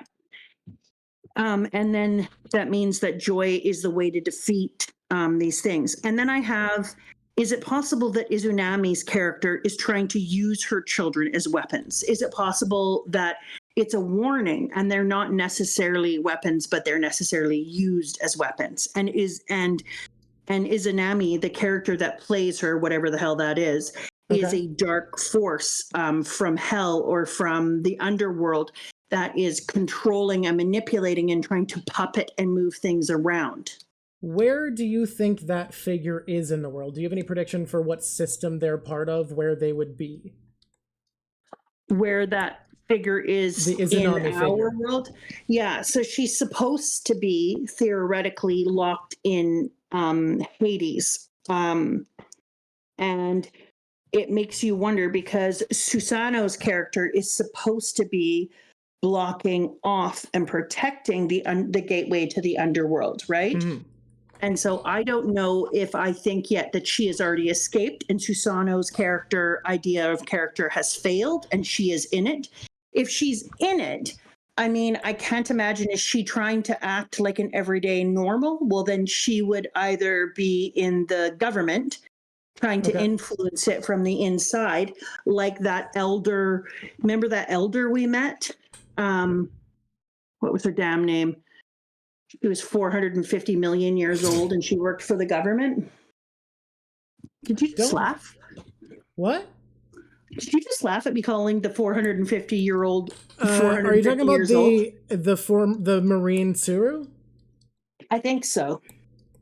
She would be like Suru. Somebody like yeah, see, some people knew where I was going. Izunami would be someone like Suru who had power to control and manipulate and try to put herself in. She would either do that and be hiding out in public, but I can't imagine her wanting to look old, right? Because the original telling of the story when she gets locked underworld as one of the two grand gods is that her husband ran away from her because she was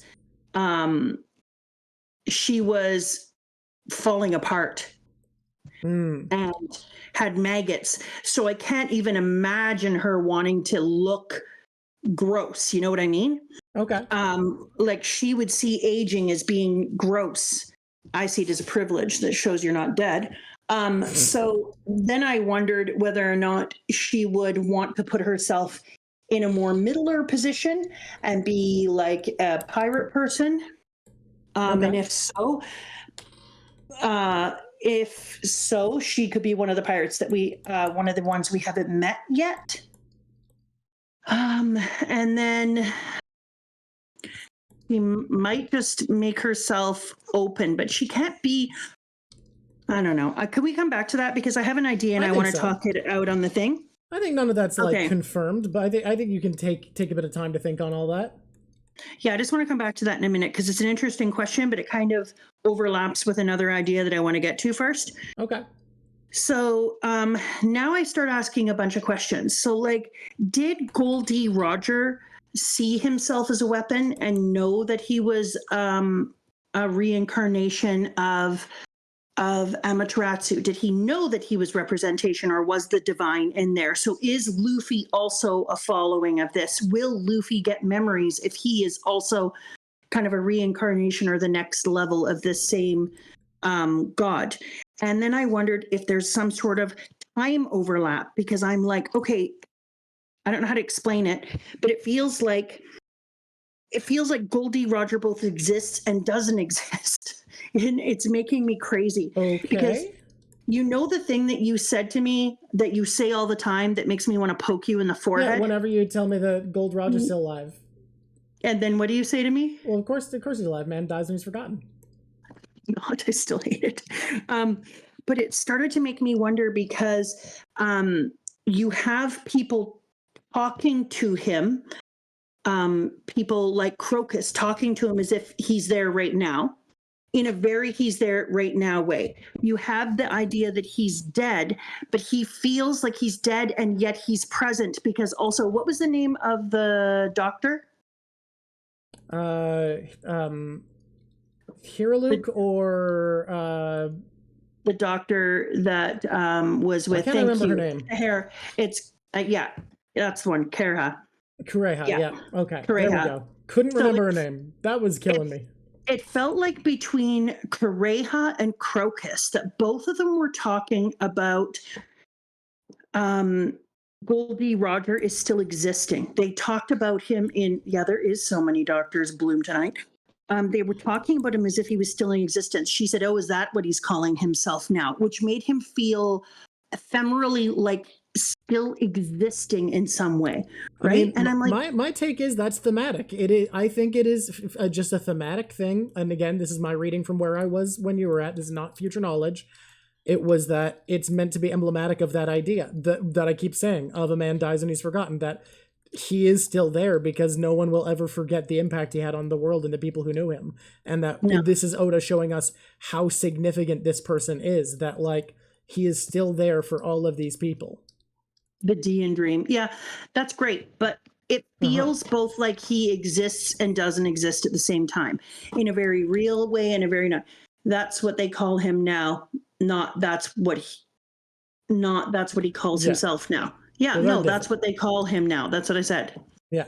Well, not this time. And so that's what they call him now made me feel like dude is still existing and in some way. And so I'm starting to wonder if there's like an overlap of time, almost the way that we have like, because I can't decide how to divide up my board. I keep thinking like, and I talked to you about this, do I want to do it in 3 pillars? Not necessarily, but kind of yes, because I know that there's 3 pillars of existence. And so I can put on 3-pillar information until I actually come to the right thing. But like I do only have a lot of surmising. I have evidence. And so I don't want to create a whole thing around something that then falls down too completely. Or should I divide it between humans, animals, and divinity, et cetera, et cetera? And then I started to wonder, what about the weird ideas I have? Where the hell do I put Gold D. Roger? Because for me, he's neither dead nor alive. He's something else. He's in some sort of other area, and I can't and yeah, reincarnation, I have all these question marks around it. It says reincarnation, question mark, time overlaps, question mark, time forward, time back, I don't know, question mark. And then we'll come back to that because then I had another idea. Another idea? All right. These are just things that I was thinking of because I was looking at my board, and because I'm trying to put it together, I'm attempting to pull things off when they no longer make sense or ask me questions. So people always ask me and wonder, like, how am I making these inferences and how am I deciding things? And I don't mind being wrong. That's the first step. I understand that they're inferences. I understand, even though Drock and I had a little argument about it, I do know the difference between something being proof and evidence. But I also ask myself questions on the other end about how I can be wrong. I love doing that. But in order to clean off some of the board and be able to move things around, I started to look at my questions and then try to answer some of them. And then I have the cardinal directions. So I was thinking about the cardinal directions and all the things that work and all the things that don't work about them. And I had this idea of the 5 elders don't want the directions, what I would call the cardinal directions, to meet together. Like they were quite upset about the idea of Red Hair Shanks, who I believe is the South, going to meet Whitebeard, who I believe is the West. And I have this idea that Luffy acts almost like a magnet, that when pulled together with all the directions, when you have the Azure Dragon, and you have the Vermilion Bird and everyone come together into the center, which would be Luffy as the yellow dragon, the center of it, that somehow creates a different power when they are together. The 4 directions pulled together with Luffy in the center creates an ultimate kind of power. Okay. And so that's why I think the government was like, we don't want Red Hair Shanks hanging out with Whitebeard, because they don't like it when the different directions, which are supposed to be in different areas, come together, because when they are a unit, that is some sort of ultimate power, and Luffy is the center of that power, and he pulls them together, and that's what, I don't know what the word I would use on, turns it on, activates. I'll use activates. That's what we'll do. That's much better than turns it on, which could be taken in multiple ways, especially with the people of the interwebs.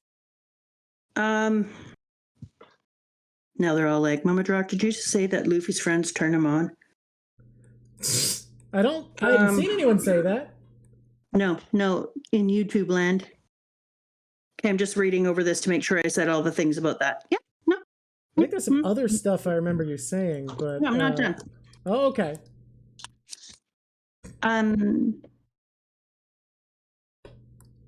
Yeah, I wondered if the elders used mantra, but I think no. I've decided I don't think so. So I'm going to not bother going down that road right now. Okay, what was the other thing that you thought I was talking about?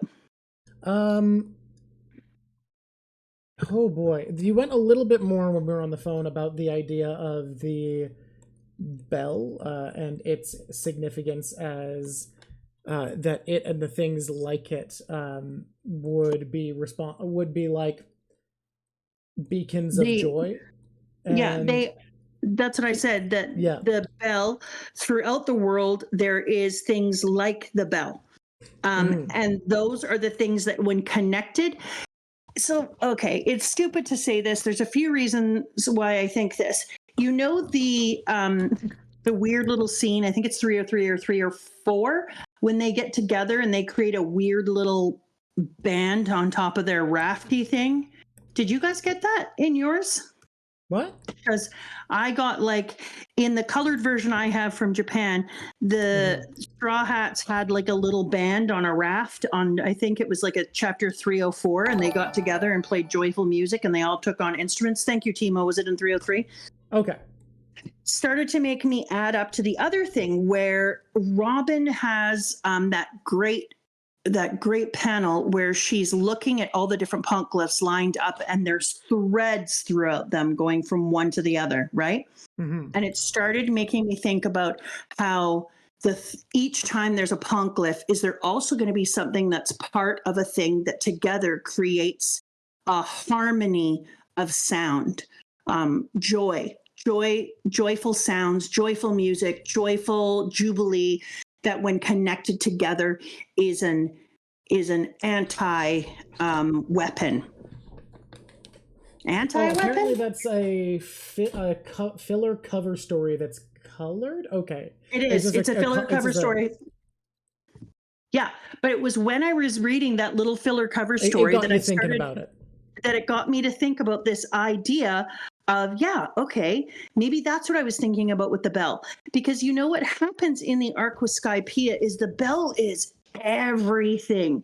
The bell is it's everywhere. It's part of the whole thing. And it's important. And it says that it rings down, and he hears it, and Cricket understands that his ancestor has been finally had his reputation restored and can feel vindicated for all those years of calling him a liar. And that's fantastic. And finally, the people of Skypiea and Wiper and his whole family and his nation can feel joy at having had met up to their expectations. But there's too much hype around the bell for that to be it.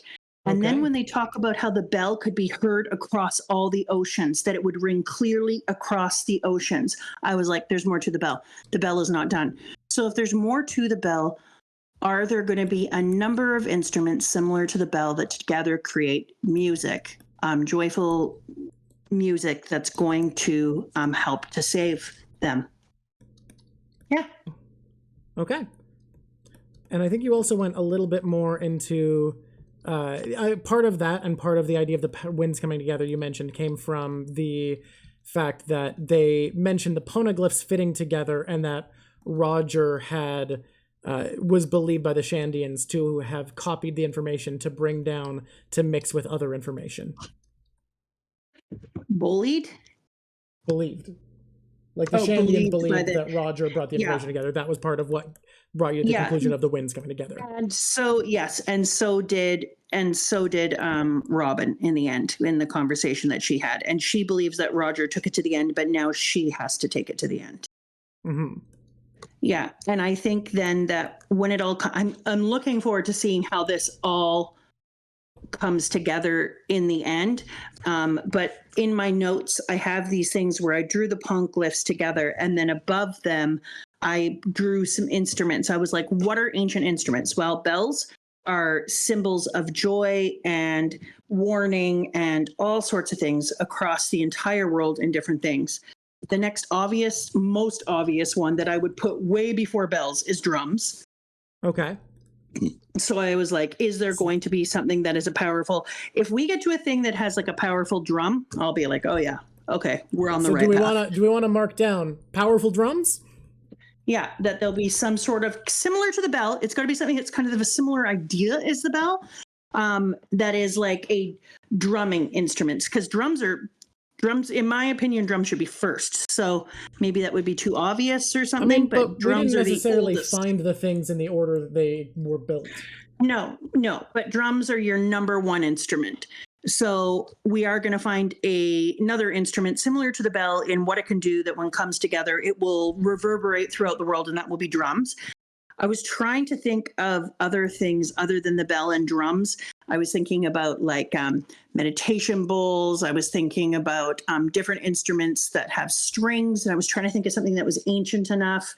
And I'm like kind of stuck on another instrument that, because the other problem is it's got to be something really big, right? You could have huge drums, like the Kwakiutl Sorry, you go. Have a huge drum that they all play together. I was also thinking about wind chimes, like kind of like not wind chimes, but like giant chimes and giant pieces. If you're going for string and big, there's only one thing I can think of that's very big and string. Are you thinking of what's it called? Angels play? Yeah, I was thinking of a harp. Harps can be as big as you want. Thank you, harp. Yeah, I was thinking of a harp too, but I don't know if I'm in a like gong. Gong is almost like if a drum and a bell had a baby. Yeah, gong is kind of the drum of the bell world. Yeah, and that's a really good thing, but I don't know. Yeah, let's think on this, because there's got to be more music. Is there more music? I think so. I think there has to be more to this. More music. Let's bring it down. Pipe organs or something? Do you think there's a specific song that must be played by the instruments, or do you think it's just they all must be chimed? See, I just don't know yet. Fair enough.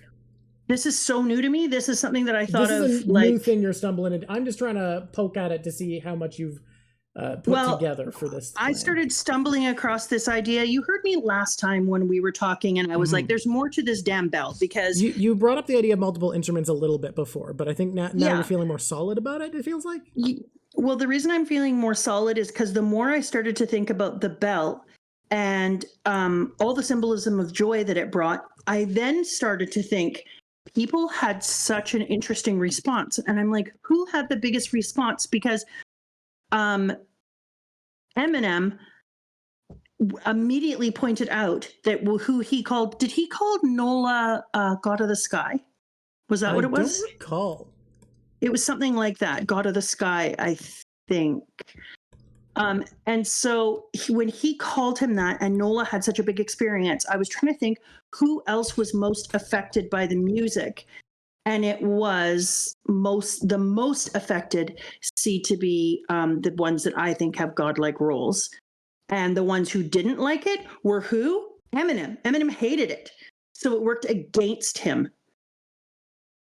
Oh my God. So you could say that the people of One Piece need to be saved by the bell. Oh my God. You know what, Narwhal? Thank you for that, Narwhal.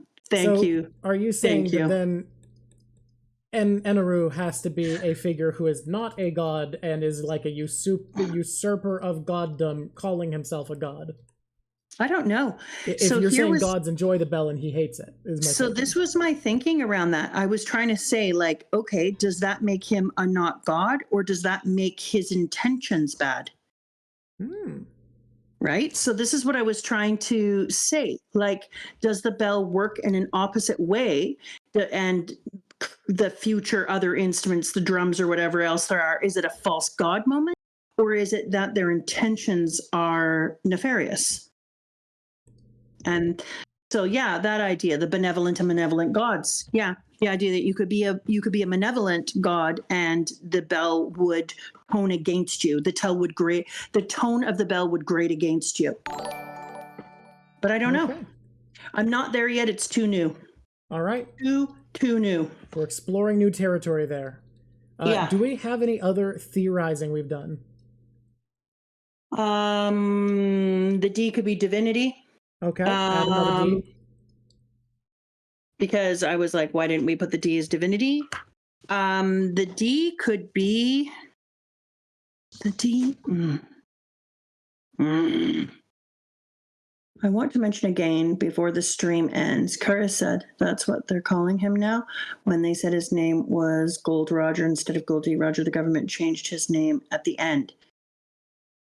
Right. Okay, so Red Dragon, finish your thought out. So I'll look for your question. What are you thinking from that?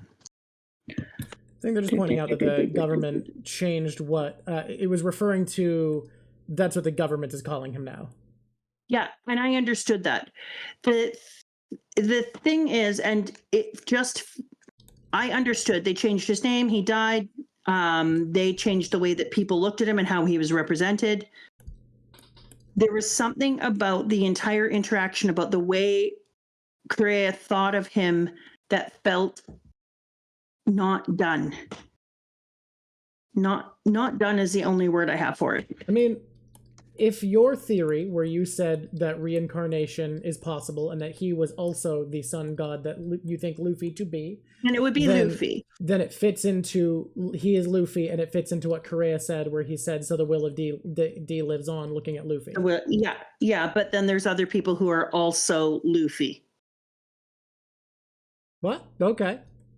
No, there's other people who are also D, also in his family, right? Yeah. So the will of D would also live on in other people, but is that just that will? That's the thing. But does everyone with the D in their name inherit the will? She did meet Roger when he was alive. She knew him. Comes across that way for sure. Yeah, 100%. It comes across that way. So I don't know.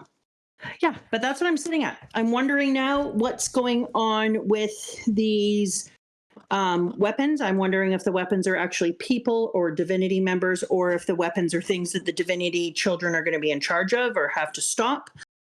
I really do think that the music that's going to be made between the bell and whatever other instruments end up being there is going to be somehow an anti-weapon.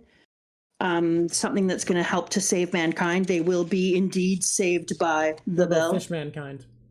Yeah, person kind will be saved by it. But all of my ideas in this area are still baby ideas, and that is why that sometimes I say a bad pun, and you just say yeah and move on. That's because I only partly heard you. I was reading something. Do you want to see it again so I could be punned up? Oh no, that's when you said save mankind. I just said what about fish mankind? You just went, yeah. It's not a good joke. I was commenting that it's a funny reaction to have to a bad joke. Just say, yeah. But you also have to remember I teach. So kids saying stuff like that is a day-to-day, moment-to-moment, second-to-second thing. So I've learned to be like, I'm going to, whatever. Narwhal. Narwhal is another one that I thought that our fish captain could be. Here's why. Okay. You can take your long ass, scary, pointy nose and literally stab people with it. That's probably why someone brought up sailfish as well. That was 2 moments. Timo just gave me a hint. I'm changing to narwhal, and I'm going to be right now. Sure, okay, you can do what you want. Narwhal. Are narwhals fish? How dare? I mean, octopus are not fish, so I feel like octopus are fish. Yes. Octopus. The rule is not fish, seemingly. I might change the narwhal too, because what I really want him to be in my perfect world, it's a stonefish. Okay. Because come on, imagine that as a beast. In my perfect world, I think I got exactly what I'd want. A narwhal? Well, no, I'm not telling you what's up.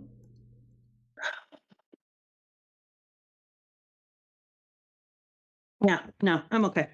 I had the most fun. This was great. Is that the end of the corkboard? Have we reached conclusion? Have we corked our final board?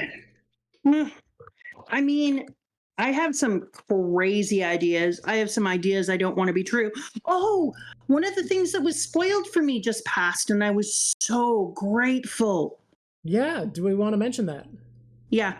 So when I was trying to research something, a Not thing One came Piece, up. adjacently One Piece. Yeah. All of a sudden, and it was no, it was when I came on YouTube. I just went on YouTube. That's what it was. And all of a sudden, there was a little thumbnail, and it had a picture of a train driving over top of the water. And it said One Piece, and it was trying to talk about the engineering possibilities of a train going over water. And I was like, no. Yeah, that video went super viral. Yeah, but it turns out not a big deal. Yeah, no, when you told me that you got spoiled about that, I was like, great news. That's not like the solution to a puzzle or something. That's not like a big reveal that's coming. That's like literally a thing that you see it and it's just there and that's it. Oh, everybody's like, I know that video. I've seen that video. Yeah, it came up and I was like, oh no, spoiler. I didn't ever watch it, but it got recommended to me for like a week and I was like, that's probably fun. It was a cool ass thumbnail. Like, it looked good. There's a reason it took off for sure. Yeah, but I thought it was going to end up being something that was a lot bigger than it turned out to be. I was very grateful it was as small as it was. It's just there's a train. That's it. Poodle Toodles, Jimbei is a conch. If that was only true, I would be there for that all day. All hail magic conch. I don't need to do any favorites, but I'm going to do an overall favorites of the entire series so far. Okay, I guess we can do that when we do these, because these are about the whole series. Yeah. Okay. Stazzy Boy, no, quit talking about Pearl. Why do people got to make Pearl a thing? People really love the meme of you hating Pearl, and I think it's funny. It's time for Pearl to die. The time to sleep is now. That artist who I love and studied, who draws sexy art of Pearl, finds out about our series. And finds out about my hatred of Pearl? Yeah.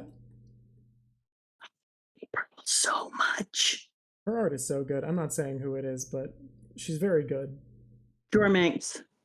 Pearl is dead. I turned Pearl into a soup. Pearl very well may be dead. The last time we saw him, he was like poisoned and part of a pile of people being rowed away by Geen on a raft. I'll give Pearl a chance to be jewelry. Damn. All right, so favorites for the whole series. Favorites for the whole series. Here I go. Number 1. Are we doing other than Luffy? Is Luffy his own tier? I think if we're willing to just say Luffy wins, he's the best, we can just move on. Yeah, Luffy is on the chart every time. If you don't love Luffy at this point in the story, you're in the wrong manga.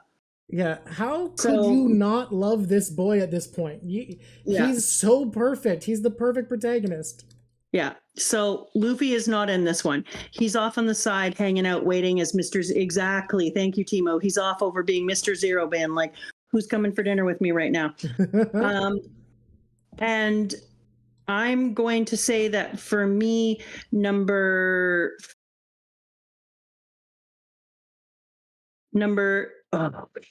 you can't put her in because you'll take her off and she'll cry. And that's not nice. Don't start with anything with Nami.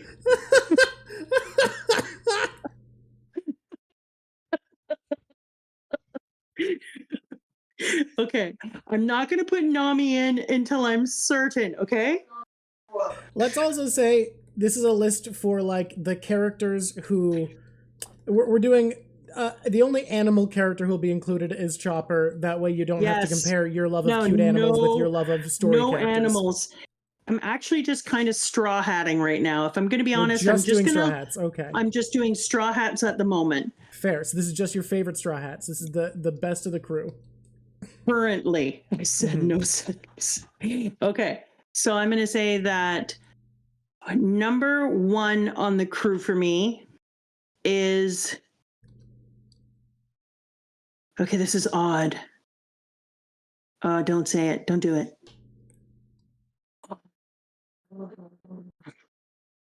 Yeah, no. Okay. It's Nami. Ooh, this is so dangerous. Oh, I'm worried. God. I'm worried. Oh, no, what have I done? I'm worried. I'm so scared. Okay, just let me...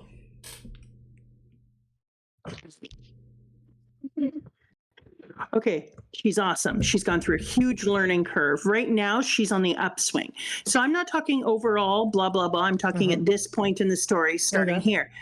I've just really seen her do so much growth. She's great. Yeah. So she is. Okay, let me think. I can't put her above Zoro. Oh no, why did you do this? Was this on purpose? No, because listen. Was this intentional? I'm getting really the most joy out of Nami these days, but like Zoro. Did you do it on purpose? I'm sorry. It's gonna go Zoro first. I think you did. You think you knew what you were doing? No, number 2 is Nami. Number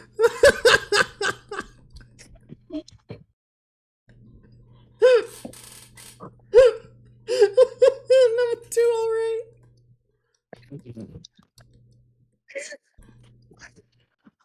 I really didn't. I really thought I could keep her there. And then I just tried to keep her there without putting Zoro, and I just couldn't. Oh God, I'm the worst Nami person. Okay, listen, I'm keeping her at number 2. I don't even give a crap if it's I don't even care anymore. She's staying at 2. I'm making 3 Sanji. Sanji, I love Sanji. But right now, at this point of the story, I'm gonna keep him at a 3. Okay. Oh God, Nami, please don't fall. If I did a top Straw Hats list, I'd probably have Robin as my, without Luffy, I'd put Robin as my number 1. I think Robin is did I put Sanji on at number 3? Yes. So Robin is my number 4. Okay. And now, who doesn't make the list between Usopp and Chopper? Nice try. Usopp and Chopper are the same person. One is a reindeer right now, and one is, they work so in tandem for me. I get equal joy. I would never put anyone at 6. They are a pair. All right. Yeah. You've managed to have all of them. Yeah. People are blasphemy. No, fight me. For me, Chopper, we still haven't seen as much as Usopp, and we've seen more growth, and I love where Usopp is going, and his intelligence level is moving up every single day. But honestly, I'm sorry. Copper is my copper. Chopper? Or sorry, Chopper is my chopper. I turned him into my cat and named Copper. Chopper is my chopper, and I love him. Do I get as much? Oh God, no! Don't talk anymore. Ooh, do you get as much joy? Is that the thing you're about to ask? Do I get as much joy from his Usopp at this point? Yeah. Okay, there we go. Yeah, I do. Surprising that panned out. That was so close, actually. I almost said no, and then I started to think about my Chopper and all the things that he was doing. Is joy the new moment? Joy is always my moment, man. We're in kind of a joy moment. I'm having a joy moment currently. So I think we're done. That was longer than I expected for Foxy, but for Long Ring Longland. But we got 2 drawings. We got 2 videos. I am loving your highlighting on this one. The choice of your icy blue is perfection. Tried to go a little bit weird with it. Add some flair. I love the flair. It fits the theme that we got from Foxy. I stand behind 100% that getting to do Foxy has been amazing because we got to see a pantomime, kabuki theater. We got to be hyped back up. I came into Water 7 ready to go. I was screaming, "Let's go!" standing on the ship with wind blowing through my hair, just like charging off into Water 7. For adventure. In an arc that's certain to be upbeat and cheerful. Yeah. And so next week, I'm going to be on doing all of Water 7. Oh my God. If people want to be part of that, we're going to be reading up to 374 for next time. It's going to be a long one. Yeah, it's a lot. You're going to love it. I feel like this one's going to be a long review and a shorter corkboard because of how much less Water 7 is about the world compared to Skypiea. Yeah. Mama, please don't read ahead for this one. Oh, no. I don't think reading ahead's the worst thing. Let me take a look at something real quick.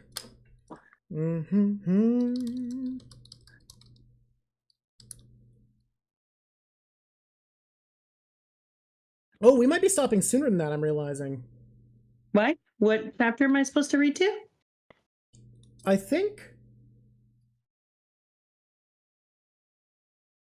there's something I wanted to be separate that's not counted as a separate arc in the series. Okay, so where do you want me to read to? I'm just trying to double check if this ends where I thought it does or not. Whoa, everyone is really telling me not to read ahead this time. That's not normal. Yeah. Yeah, we're still going to get ourselves a shipmate who is, and I can't talk. No, I can't talk about anything right now. But yes, we're keeping the same crew member protections. Okay. I'm trying to find where this ends technically, because there's something I want to be separate to give us a break in the middle to do what you did again where you were able to read ahead. But it's harder to figure out than I thought it was exactly what the stopping point is. Can anyone confirm the little thing in the middle, what chapter that starts as? Because I want that to be separate. Now, I'm trying to find out looking through this book here.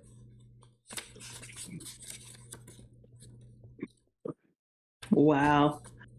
Okay, you know what? Chat, I've never seen you guys care if I read ahead, so I will stick to Water 7. Ooh, no, I think I was right that we shouldn't read to 374 if we want to do the little bit separate, because I think they're counting it as part of Water 7. Okay, so what should I read to? I'm finding out right now. Oh my god. 439? You want me to read to 439, Stazzy boy? That'd be 339, right? Or no way. That's the end of the whole thing. They're doing a bit. All right, 439 it is. No. Okay. Once everybody is in the next zone.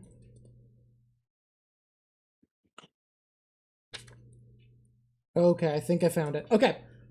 Change of plans. We're only reading to 366 because there's a little tiny section between 366 and 374. Sorry, we're reading to 365.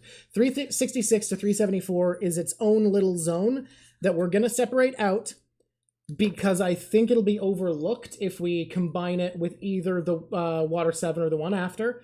And also, it's so small that I think if we have a video all about it, Mama Drock is going to have the option to read ahead like she did this time while we talked about Long Ring Longland, so that she can actually get through the next arc in a single week without taking a week off. Okay, well then I will read up to 365. Yeah, 365 I think is fine. Okay. But 364 I think is actually, or yeah, 365 is the stopping point. I misremembered. 365. There we go. Don't read past 365. Okay. And then we're going to do the little mini bit in between as its own week. That way you're going to have an easy time getting through the arc after it. Yeah. Yeah. Read it all. Okay. How about don't read it all? 1,900 people Okay. I've never seen anyone be pressed about me reading ahead ever before. So, okay. Yeah, no, it's this is an interesting span of story that I think you're going to enjoy. All right. I'm actually nervous as heck to read Water 7. I'm enjoying Water 7 very much. What is this one? You know, the week after next week is Thanksgiving, so having a smaller section is good to be around on the holiday. Yeah. I mean, not our Thanksgiving, but for all the people who, all our mods and stuff. We can't start from the beginning. We're actually done. Start from the beginning. we're done. We're saying goodbye. The good news is the VOD's about to be up. Yeah, the VOD's up instantly. Yeah, you can, you know what? We are going to start from the beginning because we're going to end and then I'll publish the VOD. It'll be starting from the beginning. Immediately. Thank you guys so much for being here. This is such a blast, even if you made me do, like, I think 35 push-ups over the course of the stream. God, yeah. I am shocked at how much fun I had talking about Long Ring Longland. I think I do like keeping Corkboard as its own separate thing so that we can feel a little bit more free to journey outside the arc we read. Yeah, you can ask me more questions and stuff with it as well. Mm-hmm. I think it works out. I hope everybody had a great time. I Happy certainly Diwali! did. Stream push-ups. God, I think we might have run out of purchases for that. I had an absolute blast. I had so much fun. Is there anything you want to say goodbye to everybody? Uh-oh, sorry. Somebody gave you push-ups before you can do that. Let me finish the signature, and then I'll go do the push-ups. I'm pretty amazed you say that they goodbye while I'm managed to doing fit it in. push-ups. All right. I've super appreciated today, guys. Thanks for sticking around to get to see the Corkboard Corner and all the weird ideas that I'm bouncing around in my head right now. It's always such a blast to be here with you guys. You're some of the best audiences I've ever seen on the internet. We are very, very lucky to have such a great community. We talk about that a lot. You guys bring us so much joy. We are That's so a joy happy to for have you. That's a joy for you guys. See? Aw. We're so happy to have you. This has been such a fun journey. I'm having an absolute blast and wouldn't be what it is without everybody watching. Thank you guys so much. And until next time, it's been lovely talking to you. I just realized I should have found someone to raid. We should raid Alicia X Life. Is that... Guys, please tell me that's safe because it doesn't sound like it's safe. No, I see one here called Bob Ross Art. They don't accept raids because they want actual streamers to get raided. Okay. What about Roger Base, the Mario Kart 8 Deluxe? She watched on One Piece. Okay, that's fair. Okay, let's do Alicia X Life. Okay. I just want it to be a safe stream, and I see an X and a woman's name in a stream, and I get nervous. That is a great, fair thing to say. I don't think she's streaming, or I typed it wrong. Oh, wait, did I type? This is going to be a fun journey, everybody, as we figure this out. I like raiding. Raiding is fun. Takes me back to the good old days when I played World of Warcraft. A very different kind of raiding. It says invalid username, so I can't do it. What? Who do we raid, chat?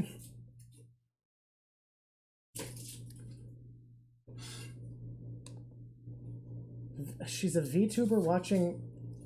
Oh, it's spelt differently. Okay. They spelt it wrong, not me. When summarizing, when taking notes, ask questions rather than just taking notes. Ask yourself questions about what you're reading. That's how you make sure that you're not summarizing. Read it and then ask yourself a question about it. Write the question down and then answer it in your own words. Then look at the information again. All right. We're sending you, everybody. We love you all. I'm going to go help cook. Goodbye. We're flying through the air.